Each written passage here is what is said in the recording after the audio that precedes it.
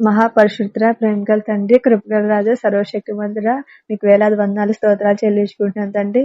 దేవ, ఎక్కడైతే ఇద్దరు ముగ్గురు నీ నామంలో కూడి ఉంటారో వారి మధ్యన ఉంటానని వాక్యం సెలవిస్తుందో అందును బట్టి మీకు వేలాది వందనాలు స్తోత్రాలు చెల్లించుకుంటున్నాను తండ్రి.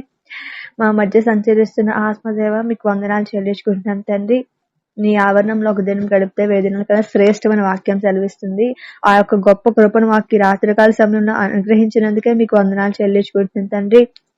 మీరు ఏదైతే వాక్యం మా కొరకు దాచిపెట్టి ఉన్నారో, ఏదైతే వాక్యం మా కొరకు చెప్పాలని మీరు ఆశిస్తున్నారో ఆ వాక్యాన్ని దేవా వినగల చెవులు గ్రహించగల హృదయం మాకు ప్రతి ఒక్కరికి దయచేయమని, మీ వాక్యంతో మాట్లాడమని, మీ సత్యాన్ని కనపరచమని నేను ప్రార్థిస్తున్నాను తండ్రి. అయ్యా నోటికి నోరుగా నోటికి బోరుగా మీరు ఉండమని, ఆది అంతం వరకు మీరే ఉండి నడిపించమని, మీకే కృతజ్ఞతాస్తుతులు చెల్లించుకుంటూ ఈ చిన్న ప్రార్థన యేసు నామములో అడిగి వేడుకుంటున్నాను పరమ తండ్రి. ఆమేన్. ఆమేన్. దేవుని యొక్క ముఖకాంతిని చూడడం ఎలా? నువ్వు అన్నావు కదా పరిశుద్ధాత్మ అంటే ఏంటి అని. సో దేవుడి ముఖాన్ని చూడడం ఎలా, ముఖాముఖిగా చూడడం ఎలా అంటే, దేవుడి ముఖాన్ని చూడడం ఎలా, ముఖాముఖిగా చూడడం ఎలా అంటే రెండిటికి డిఫరెన్స్ ఉంటది కదా. సో ఆ డిఫరెన్స్ నేను చెప్తాను. అయితే మనకి సంఖ్యాకాండం 6వ అధ్యాయం తీస్తే మనకి ఒక దేవుడి యొక్క వాక్యం కనిపిస్తుంది. అంటే ప్రీస్ట్లీ బ్లెస్సింగ్స్ కనిపిస్తాయి. 6వ అధ్యాయం.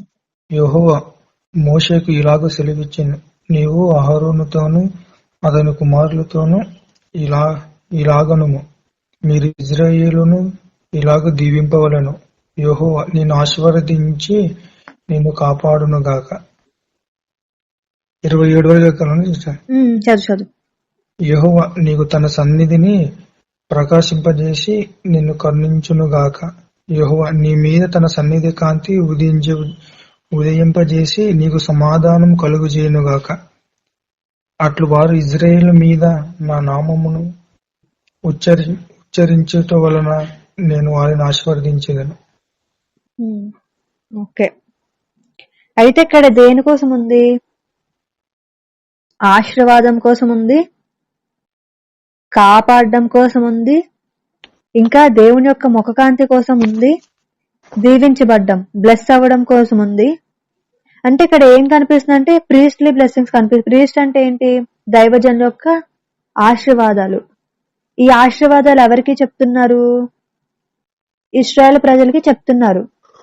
అంటే పాయింట్ ఏంటంటే దేవుడు ఇశ్రాయేల్ ప్రజల్ని దీవిస్తున్నాడు. అంటే దీవెనల కోసం చెప్తున్నాడు. ఎవరికి? ఇశ్రాయేల్ ప్రజలకి. ఇది బ్లెస్సింగ్స్ ఎంత వరకు ఉంటదంటే లైఫ్ టైం, మన చనిపోయినంత వరకు కూడా ఈ బ్లెస్సింగ్స్ అనే ఉంటది. ఇక్కడ వాగ్దానం అది ఇచ్చారనమాట. ఎవరు అసలు వీళ్ళంటే మోషే, అహరోను. అహరోను దేనికి సంబంధించిన వాడు? లేవి గోత్రంకి సంబంధించిన వాడు. లేవీలంటే ఎవరు? దైవజనులు. అంటే దేవుని యొక్క పరిశుద్ధమైన ఆలయంలో ప్రవేశించడానికి ఒకే ఒక గోత్రం ఎవరంటే లేవీలు మాత్రమే. వీళ్ళకి లైఫ్ టైం బ్లెస్సింగ్స్ ఉంటది. ఇశ్రాయేల్ కి ప్రజలకి అంటే మనకు కూడా ఉంది. అంటే తెలుగులో ఏమని చెప్తున్నారు? ఇశ్రాయేల్ ఇలాగా దీవింపబడవలను, యెహోవా నిన్ను ఆశీర్వదించి కాపాడును. ఆశీర్వాదం వేరు, కాపాడడం వేరు. ఇది మనం అర్థం చేసుకోవాలి. అంటే దీవించడం వేరు, కాపాడబడ్డం వేరు. మళ్ళీ 25, యెహోవా నీకు తన సన్నిధి కాంతిని ప్రకాశింపజేయడం కూడా వేరు, కరుణించడం మళ్ళీ వేరు. అయితే యెహోవా నీ మీద తన సన్నిధి కాంతి ఉదయింపజేసి నీకు సమాధానం కలుగును గాక. అంటే నువ్వు పైన చూడు, పైన ఏమనుంది? నీకు తన సన్నిధి కాంతిని, ఏం కాంతి? దేవుని సన్నిధి కాంతిని ప్రకాశింపజేసిన అంటున్నాడు. మళ్ళీ కిందనే ఏమంటున్నాడు? కరుణిస్తాను అంటున్నాడా? కిందనే అక్కడికి వస్తే ఏమంటున్నాడు? యెహోవా నీ మీద తన సన్నిధి కాంతిని. ఎవరి మీద అంట? నీ మీద యెహోవా సన్నిధి కాంతి. అంటే నీ మీద తన సన్నిధి కాంతి ఉదయింపజేసి నీకు సమాధానం ఇస్తానంట. అంటే ఆన్సర్ ఇస్తాను అంటున్నాడు. ఇక్కడ ఇంకొకటి, అటువారు ఇశ్రాయేలు మీద నా నామమును ఉచ్చరించుట వలన నేను వారిని ఆశీర్వదించును. ఏ నామం అంట? యెహోవా అనే నామముని మనం ఉచ్చరిస్తే మనకేం జరుగుతుందంటే ఆశీర్వదింపబడతాం అంటున్నాం. అంటే మనం అందరం ఒకటే ఆలోచిస్తాం, ఏంటి? బ్లెస్సింగ్స్ అంటాం. బ్లెస్సింగ్స్ అంటాం కదా. ఎక్కువ దీవెనల కోసం ఎక్కువ చెప్పబడి ఉంటది. ఎక్కడ? సంఘంలో చెప్తారు. అయితే కాపుదల కోసం కూడా ఉంది. అంటే బ్లెస్సింగ్స్ ఉన్నాయి, కాపుదల ఉంది, పీస్ కావాలి, దేవుని కృప గ్రేస్ కావాలి. ఇవన్నీ లేకపోతే మనం ముందుకు వెళ్ళలేం. అయితే బ్లెస్సింగ్ అంటే ఏంటి, ప్రొటెక్షన్ అంటే ఏంటి, అంటే దీవించబడ్డం అంటే ఏంటి, కాపాడబడ్డం అంటే ఏంటి, కాపాడుకోవడం ఎలా, ప్రొటెక్షన్ ఎలా, ఎక్కడి నుంచి వస్తుంది ఇది. అయితే ఈ బ్లెస్సింగ్స్ ప్రొటెక్షన్ అనేది ఎక్కడి నుంచి వస్తుంది, కృప వల్ల వస్తుంది. ఇప్పుడు మనం ఏ కాలంలో ఉన్నాము, కృపాకాలంలో ఉన్నాం. అంటే ఈ బ్లెస్సింగ్స్ ప్రొడక్షన్ ఎక్కడి నుంచి వస్తుందంట, ప్రొడక్షన్ అనేది గ్రేస్ వల్ల అంటే కృప వల్ల వస్తుందంట. అయితే ఒకవేళ మనకి కృప ఉందనుకో, మనం ఎందుకని ప్రేయర్ ఫాలో అవ్వాలి, ఫాస్టింగ్ ఫాలో అవ్వాలి, ఆరాధించాలి. ఇప్పుడు నీ కృప ఉంది అంటే, నీకు కృప ఉంది, కాపుదల ఉంది, కృప ఉంది కనుక బ్లెస్సింగ్స్ ఉన్నాయి, ప్రొడక్షన్ ఉంది, ఎక్కడికి వెళ్ళినా దీవించబడుతున్నావు, ఎక్కడికి వెళ్ళినా ప్రొడక్షన్ ఉంది, ఒక సేఫ్ గా వస్తున్నావు, ఫ్రీ గ్రేస్ ఉంది అంటే ఉచితమైన కృప ఉంది. మరి ఇవన్నీ నీకు అనుగ్రహించినప్పుడు నీకు ఎందుకు ప్రార్థన, ఎందుకు ఫాస్టింగ్ ఎందుకు చేయాలి, ఇంకా వర్షిప్ చేయాలి అంటే మూడు మనం ఎందుకు చేయాలి, నీకు ఆల్రెడీ ఉచితమైన కృప ఉంది కదా, బ్లెస్సింగ్స్ ఉన్నాయి కదా, ప్రొడక్షన్ ఉంది కదా, మరి ఎందుకు ఇవన్నీ చేయాలి మనం. ఇప్పుడు 4 విషయాల మీద మనం మాట్లాడుకుంటున్నాం. ఒకటి ఏంటి, బ్లెస్సింగ్ కోసం మాట్లాడుతున్నాం, ప్రొటెక్షన్ కోసం మాట్లాడుతున్నాం, కృప గ్రేస్ కోసం మాట్లాడుతున్నాం, ఇంకేంటి బ్లెస్సింగ్ కోసం. అంటే ఈ మూడిట్ల కోసం మాట్లాడుకుంటున్నాం ప్రెసెంట్. అయితే నీకు బ్లెస్సింగ్ ఉంది అంటే దీవెన ఉంది, ప్రొటెక్షన్ ఉంది. ఈ ప్రొటెక్షన్, ఈ బ్లెస్సింగ్ ఎక్కడి నుంచి వస్తుంది, దేవుని యొక్క ఉచితమైన కృప నుంచి వస్తుంది, కృప నుంచి. అయితే నీకు ఉచితంగా కృప నుంచి 2 లభిస్తున్నప్పుడు, అంటే ఉచితమైన కృప నుంచి నీకు బ్లెస్సింగ్స్ ప్రొడక్షన్ వస్తున్నప్పుడు నువ్వు ప్రార్థన ఎందుకు చేయాలి, ఉపవాసం ఎందుకు ఉండాలి, వర్షిప్ ఎందుకు చేయాలి, పాపంలో పడిపోకండి. అంతేనా, ఇంకా ఇంకేమీ లేదా.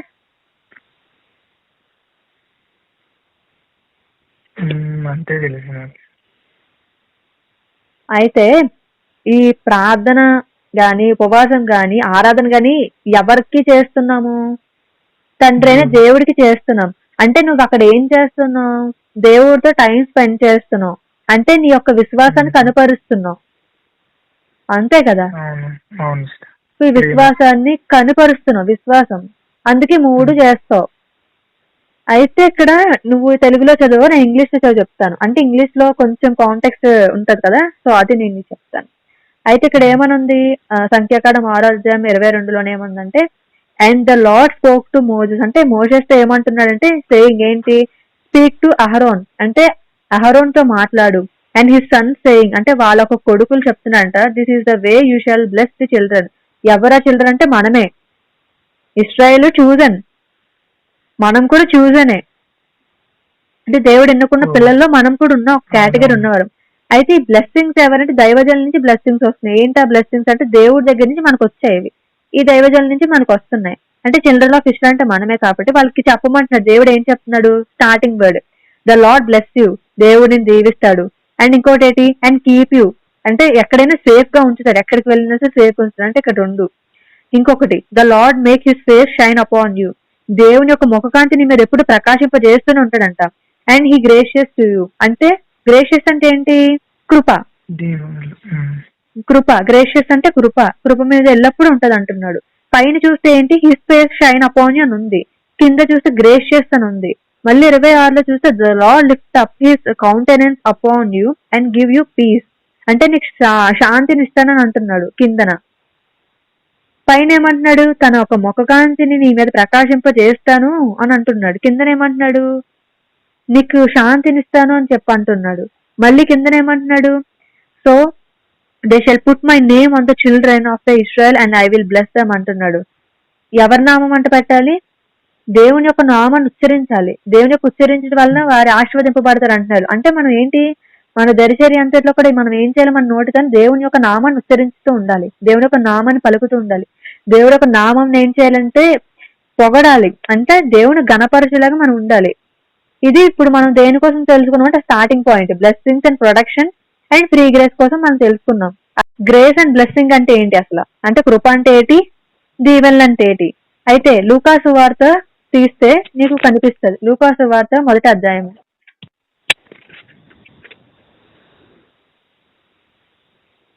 లూకాసు వార్త 1వ అధ్యాయము 28వ వచనంలో దేవుడు మాట్లాడతారు. అంటే అక్కడ ఒక వాక్యం మరియాకి. ఆ దూత లోపలికి వచ్చి ఆమెను చూచి, దయాప్రాప్తురాలా, నీకు శుభము, ప్రభువు నీకు తోడై ఉన్నాడని చెప్పాను. చాలు. ఇక్కడ దేవుడు ఏమంటున్నాడంటే, ఒక దూత వచ్చిందంట లోపలికి. ఆ దూత చాంత అంటుందంట, దయాప్రాప్తురాలా అంటే ఆమెను చూసి నీకు శుభము అని చెప్తున్నారు. ప్రభు నీకు తోడై ఉన్నాడని చెప్తున్నాడు. తోడు ఉన్నాడంట దేవుడు, శుభం అని చెప్తున్నారు. అంటే ఇక్కడ కాంటెక్స్ట్ మిస్ అయింది. ఆ కాంటెక్స్ట్ ఇంగ్లీష్ లో చదువుతాను చూడు. అండ్ 28 లో ఏముందంటే, and having come in the Angel said to her, అంటే దేవదూత చెప్తుందంట, రిజాయ్ అంటే ఏంటి, సంతోషించు, హైలీ ఫేవర్డ్ వన్ అంటుంది. అంటే ఫేవర్డ్ అంటే ఏంటి, ఇష్టురాలు, యోగ్యురాలు, ఇలా మాట్లాడతాం కదా, యోగ్యురాలని మాట్లాడతాం. అండ్ మళ్ళీ ఏమని చెప్తున్నాము, the lord is with you, దేవుడు ఎవరితో ఉన్నాడంటే నీకు తోడుగా ఉన్నాడు. కానీ తెలుగులో ఉందా మనకు అక్కడ వర్డ్ ఫేవర్డ్ వన్ అని?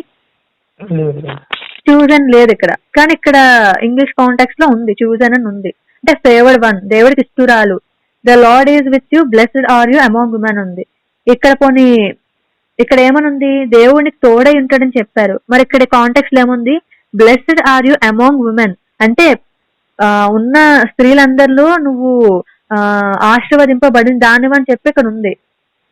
కానీ ఇక్కడ అది ఉందా అంటే 28 లో లేదు. చూస్తున్నావా వాక్యం? చూస్తున్నా. తెలుగులో కొన్ని కాంటెక్స్ట్ ఉండదు. మళ్ళీ నువ్వు ఎక్కడిని కనిపిస్తుంది దానికోసం అంటే మళ్ళీ అదే అధ్యాయంలో 45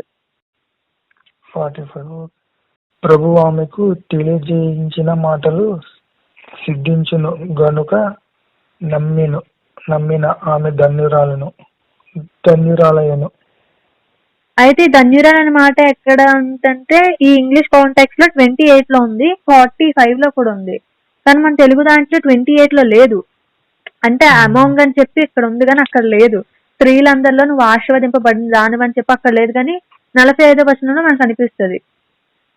అంటే ఏంటి, ధన్యురాలు అని, అంటే ఆశీర్వదింపబడిన దానివని. అయితే blessed is she who believe, for their will be A fulfilment of those things which were told her from the lord అని ఉంది. అంటే ఇక్కడ బ్లెస్డ్ అని ఉంది. అంటే బ్లెస్డ్ అంటే దీవించబడ్డాం. అంటే దీవెన అంటే ఎలా వస్తుంది, దేవుడి దగ్గర నుంచి దీవెన వస్తుంది. అంటే తెలుగులో అయితే మనకు అలా దీవెన అంటే ఇది, అంటే దీవెన అంటే ఏంటంటే ఇది, అంటే ఒక్కొక్క దానికి ఒక్కొక్కటి ఉంటది. అయితే మనకు దీవెన ఉంటే సరిపోద్దా, ప్రొటెక్షన్ కూడా ఉండాలి కదా, అంటే కాపుదలు కూడా ఉండాలి కదా. అంటే మనం ఒకటే బ్లెస్సింగ్స్ ఒకటే మనకు కాదు కానీ కాపుదలు ఉండాలి. మరి ఈ కాపుదలు ఉండాలంటే మనం ఏం చెయ్యాలి, మొదటి దశలోనికి రాసిన పత్రికలో 5వ అధ్యాయం 23వ వచనంలో తీస్తే దేవుడు ఒక మాట చెప్తాడు అక్కడ. ఫస్ట్ దశలోనికి రాసిన పత్రిక 5వ అధ్యాయము 23వ వచనం. సమాధానకర్తయగు దేవుడు మిమ్మల్ని సంపూర్ణముగా పరిశుద్ధపరచునుగాక. మీ ఆత్మీయ జీవమును శరీరమును మన ప్రభువైన యేసుక్రీస్తు రాకడయందు నిందరహితంగాను సంపూర్ణముగాను ఉండునట్లు కాపాడబడునుగాక. ఇక్కడ ఏం కనిపిస్తుంది నీకు, సమాధానకర్తయకు దేవుడే మిమ్మును సంపూర్ణంగా పరిశుద్ధపరచును గాక. ఎవరు పరిశుద్ధపరుస్తారు, దేవుడే పరిశుద్ధపరుస్తాడు. సమాధానం చెప్పే అంటే సమాధానకర్తనే దేవుడే మనల్ని పరిశుద్ధపరుస్తాడు, ప్రతి పాపం నుంచి విడిపిస్తాడు, ఇవన్నీ చేస్తాడు. అయితే మీ ఆత్మయు జీవము. జీవం అంటే ఏంటి, జీవం అంటే లైఫ్, ఆత్మ అంటే స్పిరిట్, శరీరం అంటే ఏంటి, మన శరీరం, బాడీ. అంటే నీ ఆత్మకి అంటే నీ స్పిరిట్ కి, నీ యొక్క లైఫ్ కి, నీ యొక్క బాడీకి ఏంటి, మన ప్రభువైన యేసుక్రీస్తు రాకడ ముందు ఏముందు, రాకడ రాకముందే నిందారహితము గాను సంపూర్ణముగాను ఉండుటకు కాపాడబడదు గాక అంటున్నాడు. ఇక్కడ ఏం చూపిస్తున్నాడు, కాపుదలు చూపిస్తున్నారు. ఎవరు మనం కాపాడుతున్నారంటే ప్రభువైన యేసుక్రీస్తు వారు కాపుదలు చూపిస్తున్నారు. ఎవరికి చూపిస్తున్నారు, శరీరానికి, ఆత్మకి, ఇంకా ఏంటి మన జీవంకి. అంటే జీవం అంటే లైఫ్, బ్రతుకుతున్న ఒక జీవానికి ఎవరు మనకి తోడుగా ఉన్నారంటే రాకడ ముందు ఏం చెప్తున్నారంటే సంపూర్ణంగా ఉండినట్లు, సరిగ్గా పరిశుద్ధంగా ఉండడం కాపాడబడు కాక అంటే అంటే కాపుదలు చూపిస్తున్నారు ఇక్కడ. అంటే దేవుని యొక్క సమాధానం చూపిస్తున్నారు. అంటే దేవుడు ఒక పీస్ ఇస్తున్నాడు. ఇప్పుడు నీకు సమాధానంగా ఉంటేనే కదా నువ్వు వెళ్ళి ప్రార్థన చేయగలుగుతావు. అదే సమాధానం లేకపోతే నువ్వు దేవుడి దగ్గరికి వెళ్ళడానికి ఇష్టపడవు. అయితే ఇక్కడ ఏం చెప్తున్నాడు, దేవుని ఉండాలి, ఇంకా దేవుని యొక్క ప్రొటెక్షన్ ఉండాలి, అంటే కాపుదలు కూడా మనకు ఉండాలి. అంటే కాపుదలు ఉండాలని మనం ఏం చేయాలి అంటే ఇంకొకటి ఉంటది. ఇందులో కొంచెం ఎక్కువ వర్సెస్ మనం చదువుతూ ఉంటాం అన్నమాట. అంటే దీనికి హోలీ స్పిరిట్ కి రిలేటెడ్ కాబట్టి కొంచెం చదవాల్సి వస్తది. అయితే యోబు రాసిన పత్రిక 25వ అధ్యాయము 2వ వచనంలో ఒక ప్లేస్ లోనే ప్రొటెక్షన్ ఎక్కడైతే ఏ ప్లేస్ లో అయితే ప్రొటెక్షన్ ఉంటుందో అక్కడ ఏంటంటే సిటీ కాపాడబడుతుంది. అయితే యోబు రాసిన పత్రిక ఒకసారి తీస్తే 25వ అధ్యాయం ఒకసారి. అధికారమును భీకరత్వమును ఆయనకు తోడైనవి, ఆయన తన ఉన్నత స్థలములలో సమాధానము కలుగు చేయను. అంటే ఉన్నత స్థలం అంటే ఏంటి? పరిశుద్ధమైన స్థలము. ఉన్నత స్థలం అంటే ఏంటి? దేవుడు నివసిస్తున్న స్థలము.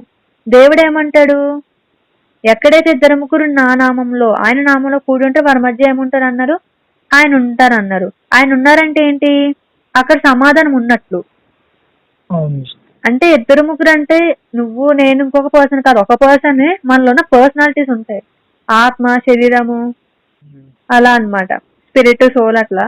సో అది ఏంటంటే అధికారం ఎవరికి ఉంది? తండ్రికి అధికారం ఉంది. భీకరత్వం ఎవరికి ఉంది? తండ్రికి ఉన్నాయి. ఇవన్నీ ఎవరికి తోడే ఉన్నాయంట? సమాధానం ఎవరికంట?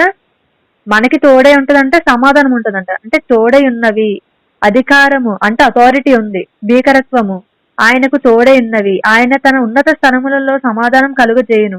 ఎక్కడైతే పరిశుద్ధులు ఉంటారో అక్కడ, ఎక్కడైతే ఇప్పుడు నువ్వు ఉన్న ప్రాంతంలో నువ్వు పరిశుద్ధంగా ఉన్నావంటే అక్కడ ఉన్న ప్రాంతం కాపాడబడుతుంది, ప్రొటెక్షన్ ఉంటది, కాపుదలు ఉంటది. ఎందుకు ఉంటదంటే అక్కడ పరిశుద్ధమైన వ్యక్తి ఒకరు ఉన్నారు కనుక తన ద్వారా ఏం చేస్తున్నాడు దేవుడు అంటే ఆ పట్టణాన్ని కాపాడుతున్నాడు.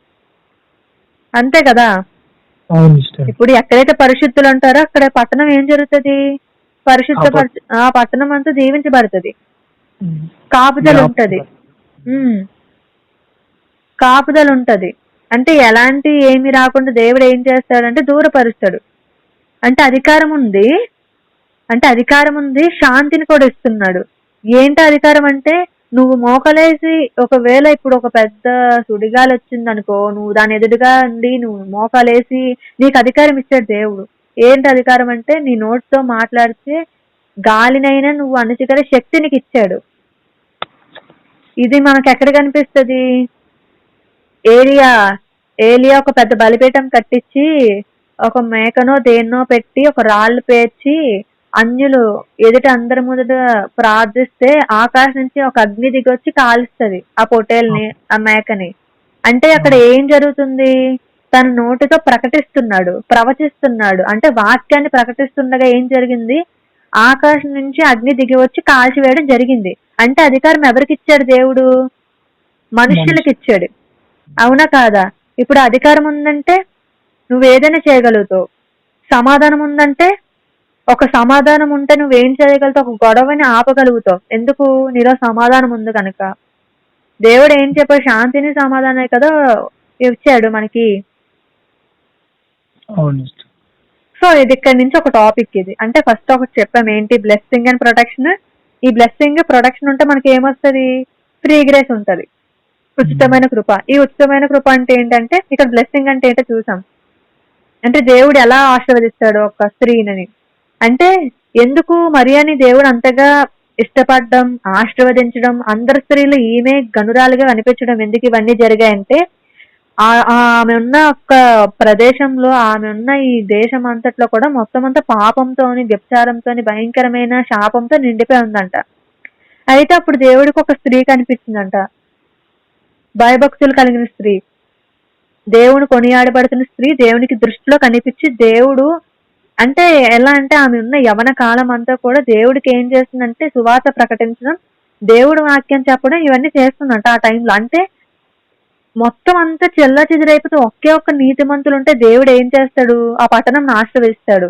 అయితే ఈమెను ఏం చేశాడు దేవుడు? ఒక యోగ్యురాలుగా ఎన్నుకొని ఆశీర్వదించాడు. ఏమని అంటున్నాడు? ఒక టైటిల్ కూడా ఇచ్చాడు. ఏమని అంటున్నాడు? స్త్రీలందరిలో ఆశీర్వదింపబడిన దానివి అని అంటున్నాడు.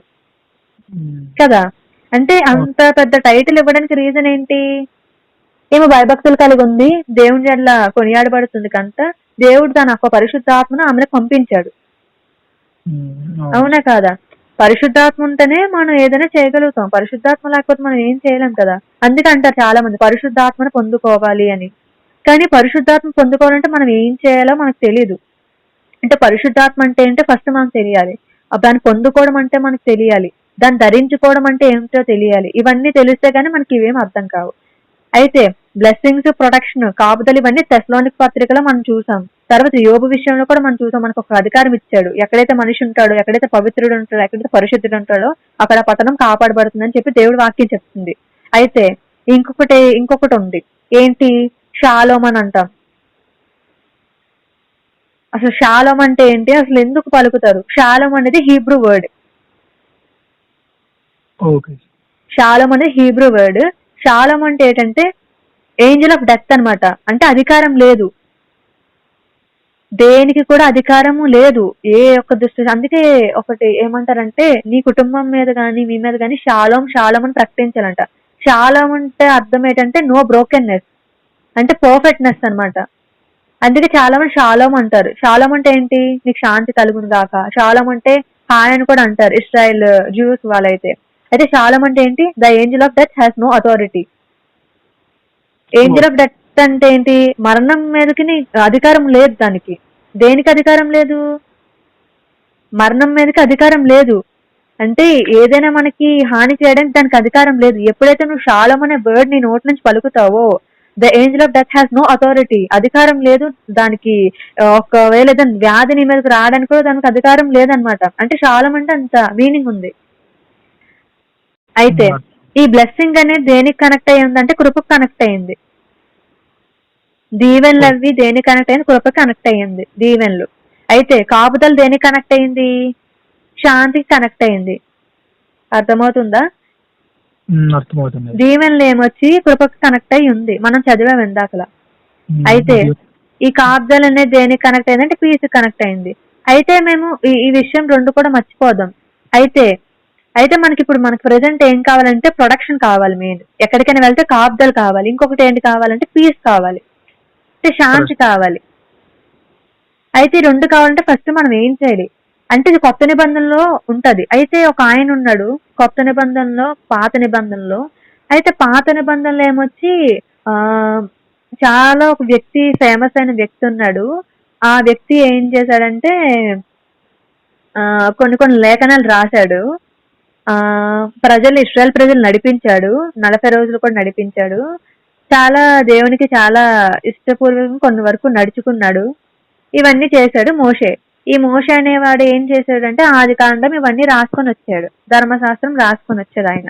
అయితే ఆయన లాంటి తెలివైన వాడు కూడా కొత్త నిబంధనలో కొత్తను మనకు కనిపిస్తాడు. అయితే ఎవరా వ్యక్తి అంటే పౌలు గారు వెల్ ఎడ్యుకేటెడ్ అండ్ సంఘానికి 7 సంఘాలకి 7 ఉత్తరాలు రాశాడు. అతన్ని ఏమంటారంటే అధికంగా రాశారు. అతను అందరికంటే ఎక్కువ రాశారు. ఆయన ఏం రాశారు? లెటర్స్ రాశారు. అంటే 7 బుక్స్ రాశాడు ఆయన ప్రతి సంఘానికి.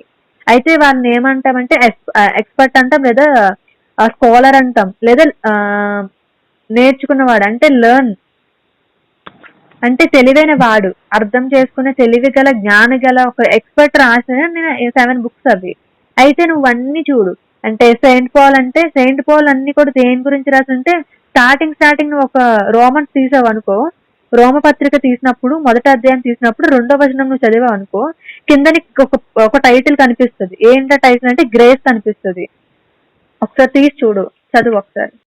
రోమా రాసిన పత్రిక 1వ అధ్యాయం 2వ వచనం. దేవుని సువార్త నిమిత్తము ప్రత్యేకింపబడిన వాడెవడైనా పౌలు రోమాలో ఉన్న దేవుని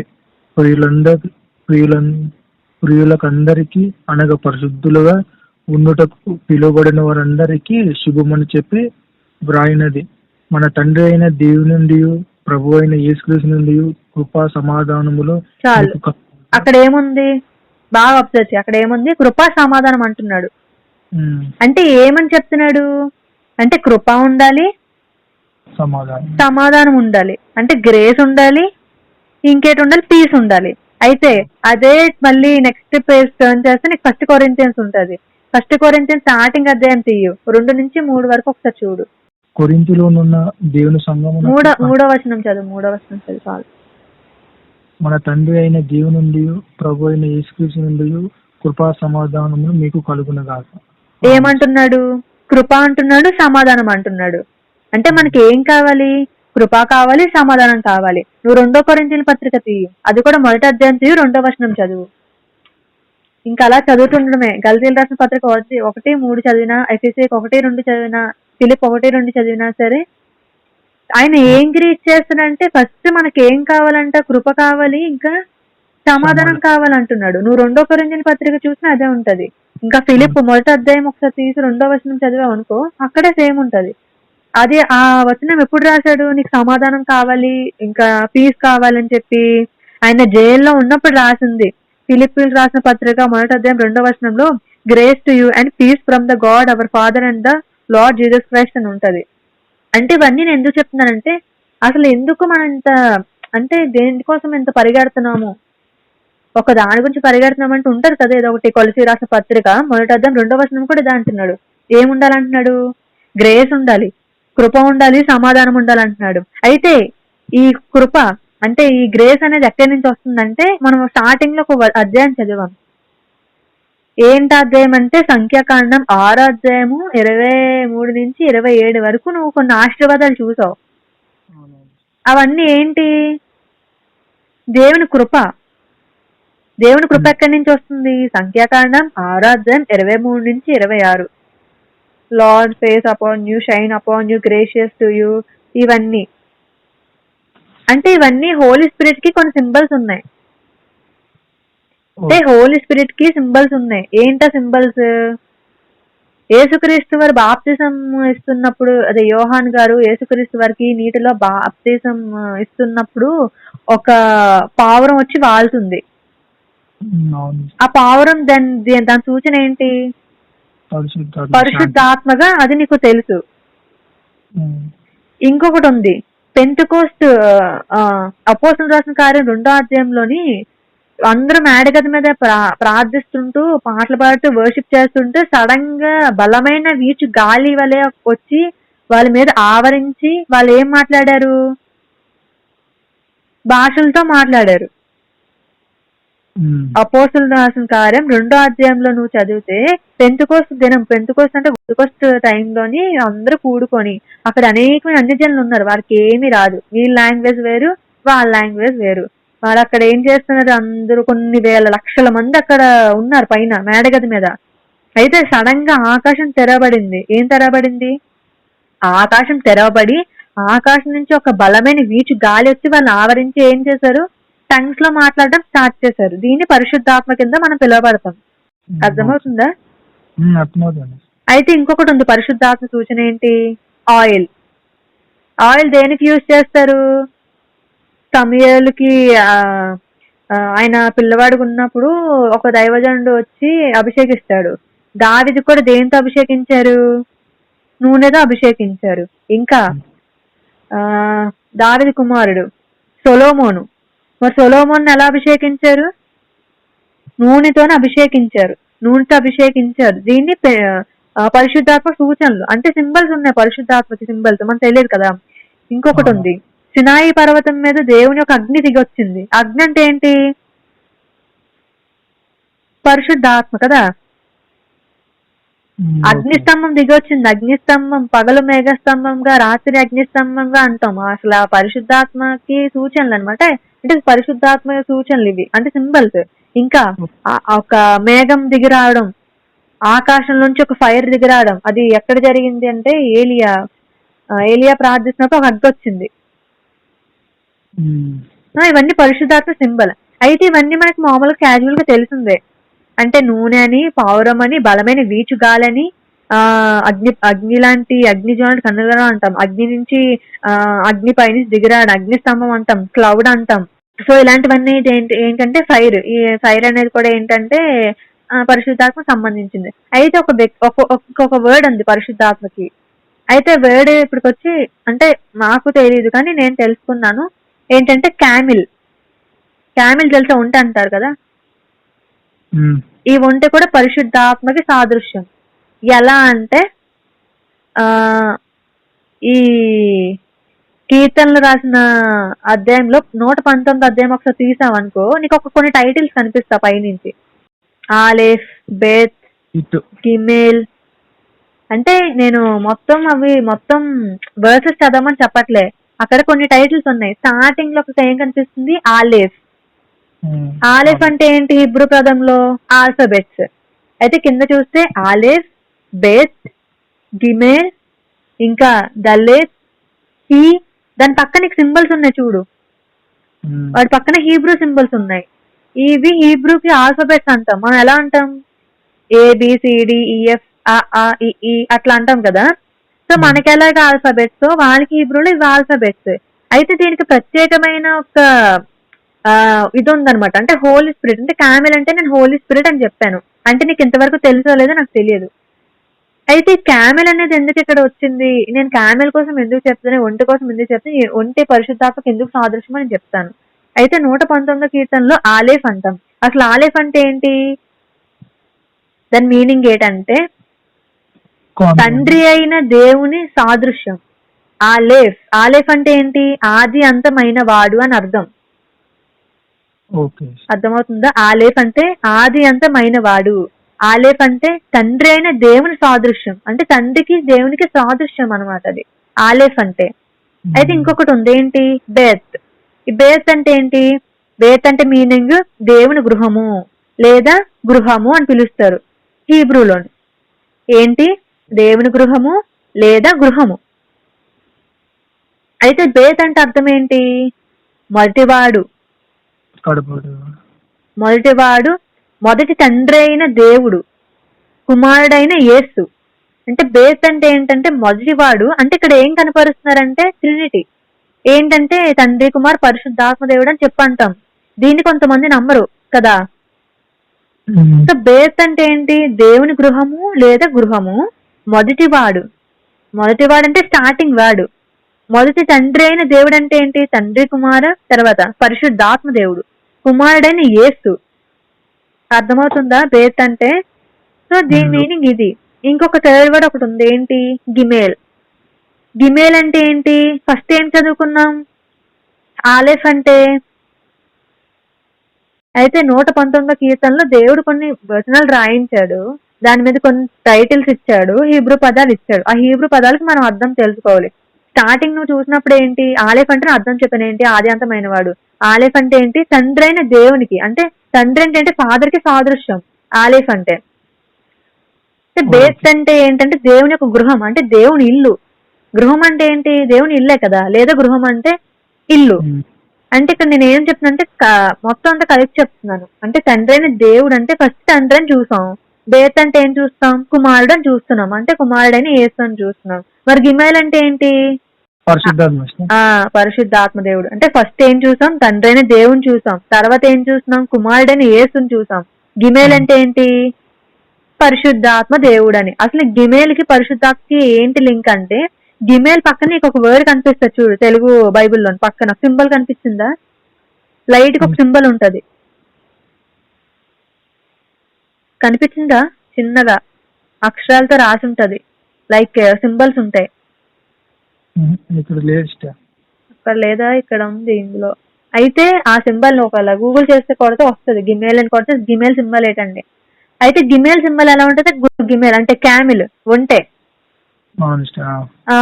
అయితే సింబల్ ఎలా కనిపిస్తుంది అంటే క్యామిల్ ఎలా అయితే ఉందో అలా సింబల్ కనిపిస్తుంది. అయితే హీబ్రూ ఆల్ఫాబెట్స్ లో ఒక కాలు లేపి ఉంటది కదా, అట్లా అనమాట. అయితే దాని అర్థం ఏంటి, ఒంటె ఒక కాలు లేపిందంటే దాని అర్థం ఏంటంటే రెడీగా ఉందని అర్థం. దేనికి, యాక్షన్ కి. అంటే పరిశుద్ధాత్మ అంటే నీకు ఏంటి కావాలంటే తండ్రి కావాలి, కుమారుడు కావాలి, పరిశుద్ధాత్మ దేవుడు కావాలి. ఈ పరిశుద్ధాత్మ ఉంటేనే నువ్వు ఏదైనా చేయగలుగుతావు, పరిశుద్ధాత్మ లేకపోతే నువ్వేం చేయలేవు.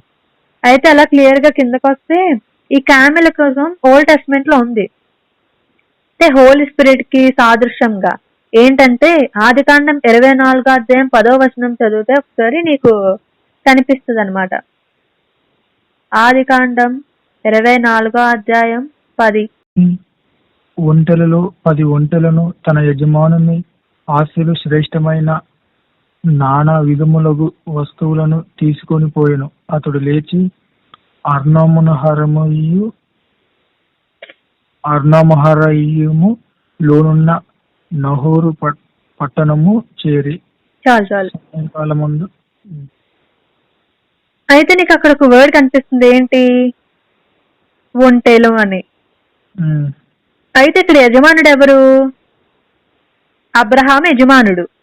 అబ్రహాం ఏం చెప్తున్నాడంటే, నా కుమారుడికి వివాహం కావాలి కనుక ఇసాకు కోసం ఏం చేస్తానంటే, నాకు తెలిసిన నా బంధువుల్లో ఒకళ్ళు ఉన్నారు, ఆ బంధువు దగ్గరికి వెళ్ళి చక్కని స్త్రీ ఎవరైతే రెబికా ఉంటుందో ఆమె దగ్గరికి, అక్కడికి వెళ్ళి స్త్రీని చూసి ఆ వివాహం చేయడానికి ఇవన్నీ ఏర్పాటు చేస్తారు కదా ఇసాకుకి.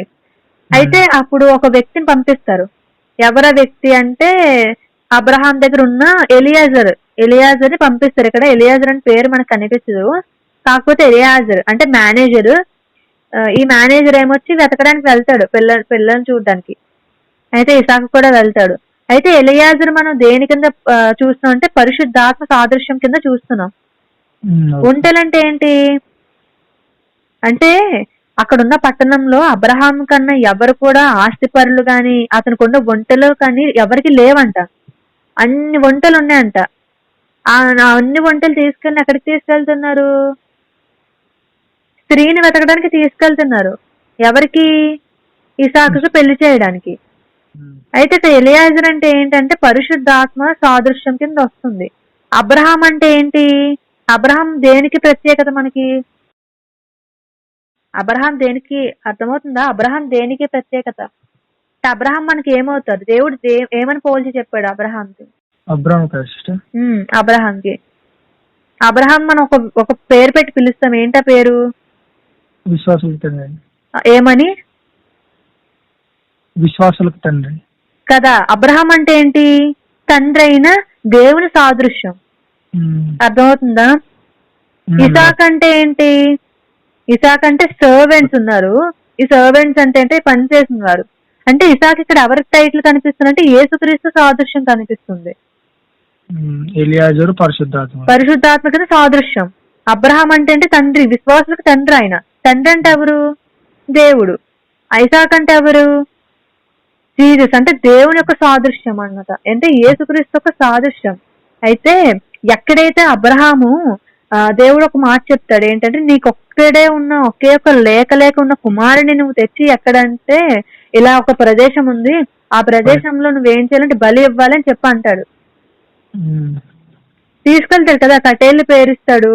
ఇసాక్ అడుగుతాడు, తండ్రి నన్ను ఎక్కడికి తీసుకెళ్తున్నావు, అదే ఎక్కడికి వెళ్తున్నావు అంటే ఇలా చెప్తాడు, కొంత స్టోరీ చెప్తాడు.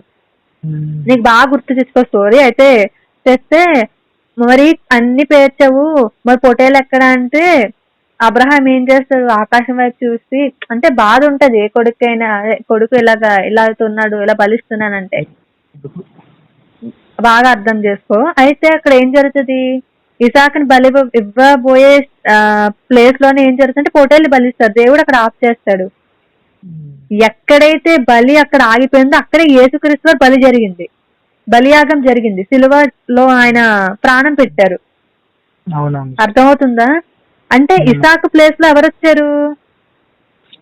యేసుక్రీస్తు వారు వచ్చారు. అందుకే అది ఎవరికి సాదృశ్యం? ఇసాక్ అంటే యేసుక్రీస్తు వారికి సాదృశ్యం. తండ్రి అంటే ఎవరికి సాదృశ్యం? అబ్రహాంకి. అబ్రహాంకి లేక పుట్టిన కుమారుని ఏం చేశాడు? వెనక తీయకుండా బలి ఇవ్వడానికి ట్రై చేశాడు. అవునా కాదా? మరి అక్కడ ఏం జరిగిందంటే తప్పింపడిని పొటేలు బలిస్తా. పొటేలు ఎవరంటే యేసుక్రీస్తు వారే. అర్థమైందా? అందుకే ఎలియాజరు ఒక ప్రవక్త, అంటే అబ్రహాంతో ఉండేవాడు. ఆయన వెతకడానికి వెళ్ళాడు. అంటే ఎలియాజరు అంటే పరిశుద్ధాత్మ కింద, అబ్రహాం అంటే తండ్రి కింద, ఇసాక్ అంటే యేసుక్రీస్తు సాదృశ్యం కింద వచ్చింది. అయితే అబ్రహాంకి సర్వెంట్ ఎవరంటే ఎలియాజరే. అంటే ఒక టాస్క్ ఇచ్చారు. ఏంటో టాస్క్ అంటే ఇసాకుకి భార్యను తేయడానికి ఒక టాస్క్ ఇచ్చారు ఎతకడంలో. అది ఆదికాండం 24 అలా చదువుకుంటే మనకు అనిపిస్తుంది. అయితే ఈ ఎలియాజర్ అనే వ్యక్తి కూడా వేరే ఒక బైబిల్ కాంటాక్ట్స్ లో మనకు కనిపిస్తారు. ఎక్కడ కనిపిస్తారంటే మొదటి దినవృత్తాంతంలో ఉంటాయి కదా, ఆ గ్రంథంలోని 27:16 కనిపిస్తుంది. ఇజ్రాలోని 8:16 కనిపిస్తుంది. మౌంట్ మోరియా పర్వతం ఉంటది కదా, సో అక్కడే కదా ఇసాకుని బలిస్తారు. అవునవును. అదే ప్రదేశంలో ఎవరిని బలిచ్చారంటే యేసుక్రీస్తు వారు బలియాగం అయ్యారు మనకి. అయితే ఒకసారి నువ్వు తీస్తే మొదటి దినవృత్తాంతంలో 27:16 మరియు ఇజ్రాయేలీయుల గోత్రముల మీదనున్న వారు వివరం మీదనగా జీకే కుమారుడైన ఎలియేజరు రూబేనీయులకు. చాలు నీకు అక్కడ వర్డ్ కనిపిస్తుంది ఎలియాజర్ అని. ఈ ఎలియాజరే మళ్ళీ ఎక్కడ కనిపిస్తుంది? ఇజ్రా గ్రంథంలో కనిపిస్తాడు. అంటే దేవాలయం కట్టించడానికి ఎలియాజర్ కూడా తోడుంటాడు అనమాట. దేవాలయం పడిపోయిన దేవాలయం కట్టడానికి ఇజ్రా ఒక ప్రవక్త ఉంటారు, ఈయన కూడా ఉంటాడు అనమాట. 8:16 ఉంటది ఇజ్రా. ఒకసారి ఇజ్రా చూస్తే కొన్ని క్లాస్ అయితే మొదటి దినవృత్తాంత పత్రిక 27:26 మనకు కనిపిస్తారు. ఎవరు? ఎలియాజర్ కనిపిస్తారు, ఇజ్రా గ్రంథంలో కనిపిస్తారు. అయితే ఈ మౌంట్ మోరియా పర్వతంలోనే సాక్రిఫైస్ జరిగింది. అంటే దేవుడు అబ్రహాంని అడిగారు, కానీ సాక్రిఫైస్ ఏమంటే ఇసాకుని ఇమ్మంటారు. కానీ ఇసాకు ఏం జరుగుతుందంటే దాని బదులు పొట్టేలిస్తే ఆ పొట్టేలే యేసుక్రీస్తు వారు. అది ఆదికాండం 22వ అధ్యాయం 2వ వచనంలో మనకు కనిపిస్తుంది. ఇంకొకటి ఏంటి, జూవిష్ ట్రెడిషన్ అంటే వారి యొక్క కల్చర్ లో, వాళ్ళ పద్ధతిలో మౌంట్ మోరియా మంచి ఐడెంటిఫై అయిన సైట్ అనమాట, ప్లేస్ అది. అంటే సొలొమోన్ టెంపుల్ కూడా అక్కడే కట్టించాడు, బిల్డ్ చేశాడు. ఎక్కడ? జెరూసలేంలో. 2వ దినవృత్తాంతంలో 3:1 మనకు కనిపిస్తుంది సొలొమోన్ కి టెంపుల్ కట్టించేది. అది 2:1 స్టార్టింగ్ లో ఏముంటదంటే 3:1 ఒకటి ఉంటది ఏంటి, now Solomon began to build the house of the lord at Jerusalem on the mount Moriah. ఏ పర్వతం అంటే మౌంట్ మోరియా పర్వతం మీద సొలొమోన్ టెంపుల్ కట్టించాడంట, అంటే బిల్డ్ చేశాడు. అదే 100 సంవత్సరాల తర్వాత యేసుక్రీస్తు వారు అక్కడే సాక్రిఫైస్ జరిగింది, అంటే అక్కడే బలియాగం జరిగింది అనమాట, మౌంట్ మోరియా పర్వతంలో. అయితే ఈ రిబకా అనే ఆమె దేనికి సాదృశ్యం అంటే సంఘానికి సాదృశ్యం. రిబకా అంటే సంఘానికి సాదృశ్యం ఆవిడ. ఎలియాజర్ ఎవరంటే దేవుని యొక్క దైవజనుడు, అంటే సర్వెంట్ ఆఫ్ గాడ్. మనం అంటే అక్కడ పాస్ట్ దైవజనులు అని చెప్పి, ఈ ఎలియాజర్ దానికి సాదృశ్యం. అంటే ఇక్కడ పరిశుద్ధాత్మ ఎవరు? ఎలియాజర్ ఏమో పరిశుద్ధాత్మ కింద అంటే పనిచేస్తుంది, అంటే క్యామిల్ పరిశుద్ధాత్మ కింద వస్తుంది. అబ్రహాం తండ్రి అయిన దేవుడు, ఇసాక్ అంటే యేసుక్రీస్తు వారు. ఎందుకు యేసుక్రీస్తు వారు అంటే మోరియా పర్వతం మీద ఎక్కడైతే ఆయన బలియాగం తప్పింపబడిందో అక్కడే యేసుక్రీస్తు వారు సాక్రిఫైస్ జరిగింది. అక్కడే సొలొమోన్ టెంపుల్ కూడా కట్టించాడు యెరూషలేంలో. అయితే ఈ యొక్క పరిశుద్ధులు ఎవరంటే ఈ దైవజనులు ఎవరి సహాయం తీసుకోవాలి? ఇప్పుడు ఒంట సహాయం తీసుకోవాలి. ఒంట అంటే ఏంటి? పరిశుద్ధాత్మ. ఇప్పుడు నువ్వు ఎవరి సహాయం తీసుకోవాలి? పరిశుద్ధాత్మ సహాయం తీసుకోవాలి ఖచ్చితంగా. ఇప్పుడు దేవుడు ఒక మాట అన్నాడు, నువ్వు ప్రార్థించు, నేను ఇక్కడ ఈ టైం వరకు నేను ఉంటాను, తర్వాత నేను వెళ్ళిపోతాను, మీ మధ్యన ఒక ఆదరణకర్త నేను పెడతాను. ఎవరు ఆదరణకర్త అంటే మనం ప్రార్థిస్తుంటే మన ప్రార్థన విని మనకి జవాబు ఎక్కడి నుంచి వస్తుంది? పరలోకం నుంచి వస్తుంది. మరి ఎవరు వింటున్నారు? పరిశుద్ధాత్మ సహాయం తీసుకొని మనం ప్రార్థిస్తున్నాం. అంటే పరిశుద్ధాత్మ సహాయం తీసుకొని నువ్వేం చేస్తున్నావు? ముందుకు వెళ్తున్నావు. అంటే నువ్వు సేవకుడు, నువ్వు ఎవరు హెల్ప్ తీసుకోవాలి? ఇప్పుడు పరిశుద్ధాత్మ హెల్ప్ తీసుకోవాలి. అంటే ఇక్కడ ఎవరు హెల్ప్ తీసుకున్నా? ఒంటరి సహాయం తీసుకుని ఎడారిలో నడవడానికి ట్రై చేశారు. అంటే ఒక వ్యక్తి ఇక్కడ నుంచి ట్రావెల్ చేయాలంటే ఏం చేయాలి? అప్పట్లో మనకి వెహికల్స్ ఉన్నట్టు అక్కడ వెహికల్స్ ఉండేవి కాదు. ఓన్లీ గుర్రాలు, ఈ ఒంటల మీద ప్రయాణం చేసేవారు. అంటే ఇప్పుడు నువ్వు దేనితో పట్టుకొని వెళ్తున్నావు అంటే ఎవరిని సహాయం తీసుకుని వెళ్ళావంటే పరిశుద్ధాత్మ సహాయం తీసుకుని రిబకా దగ్గరికి వెళ్ళావు. ఈ రిబకా ఎవరు? సంఘానికి సాదృశ్యం అని మనం చెప్పుకున్నాం.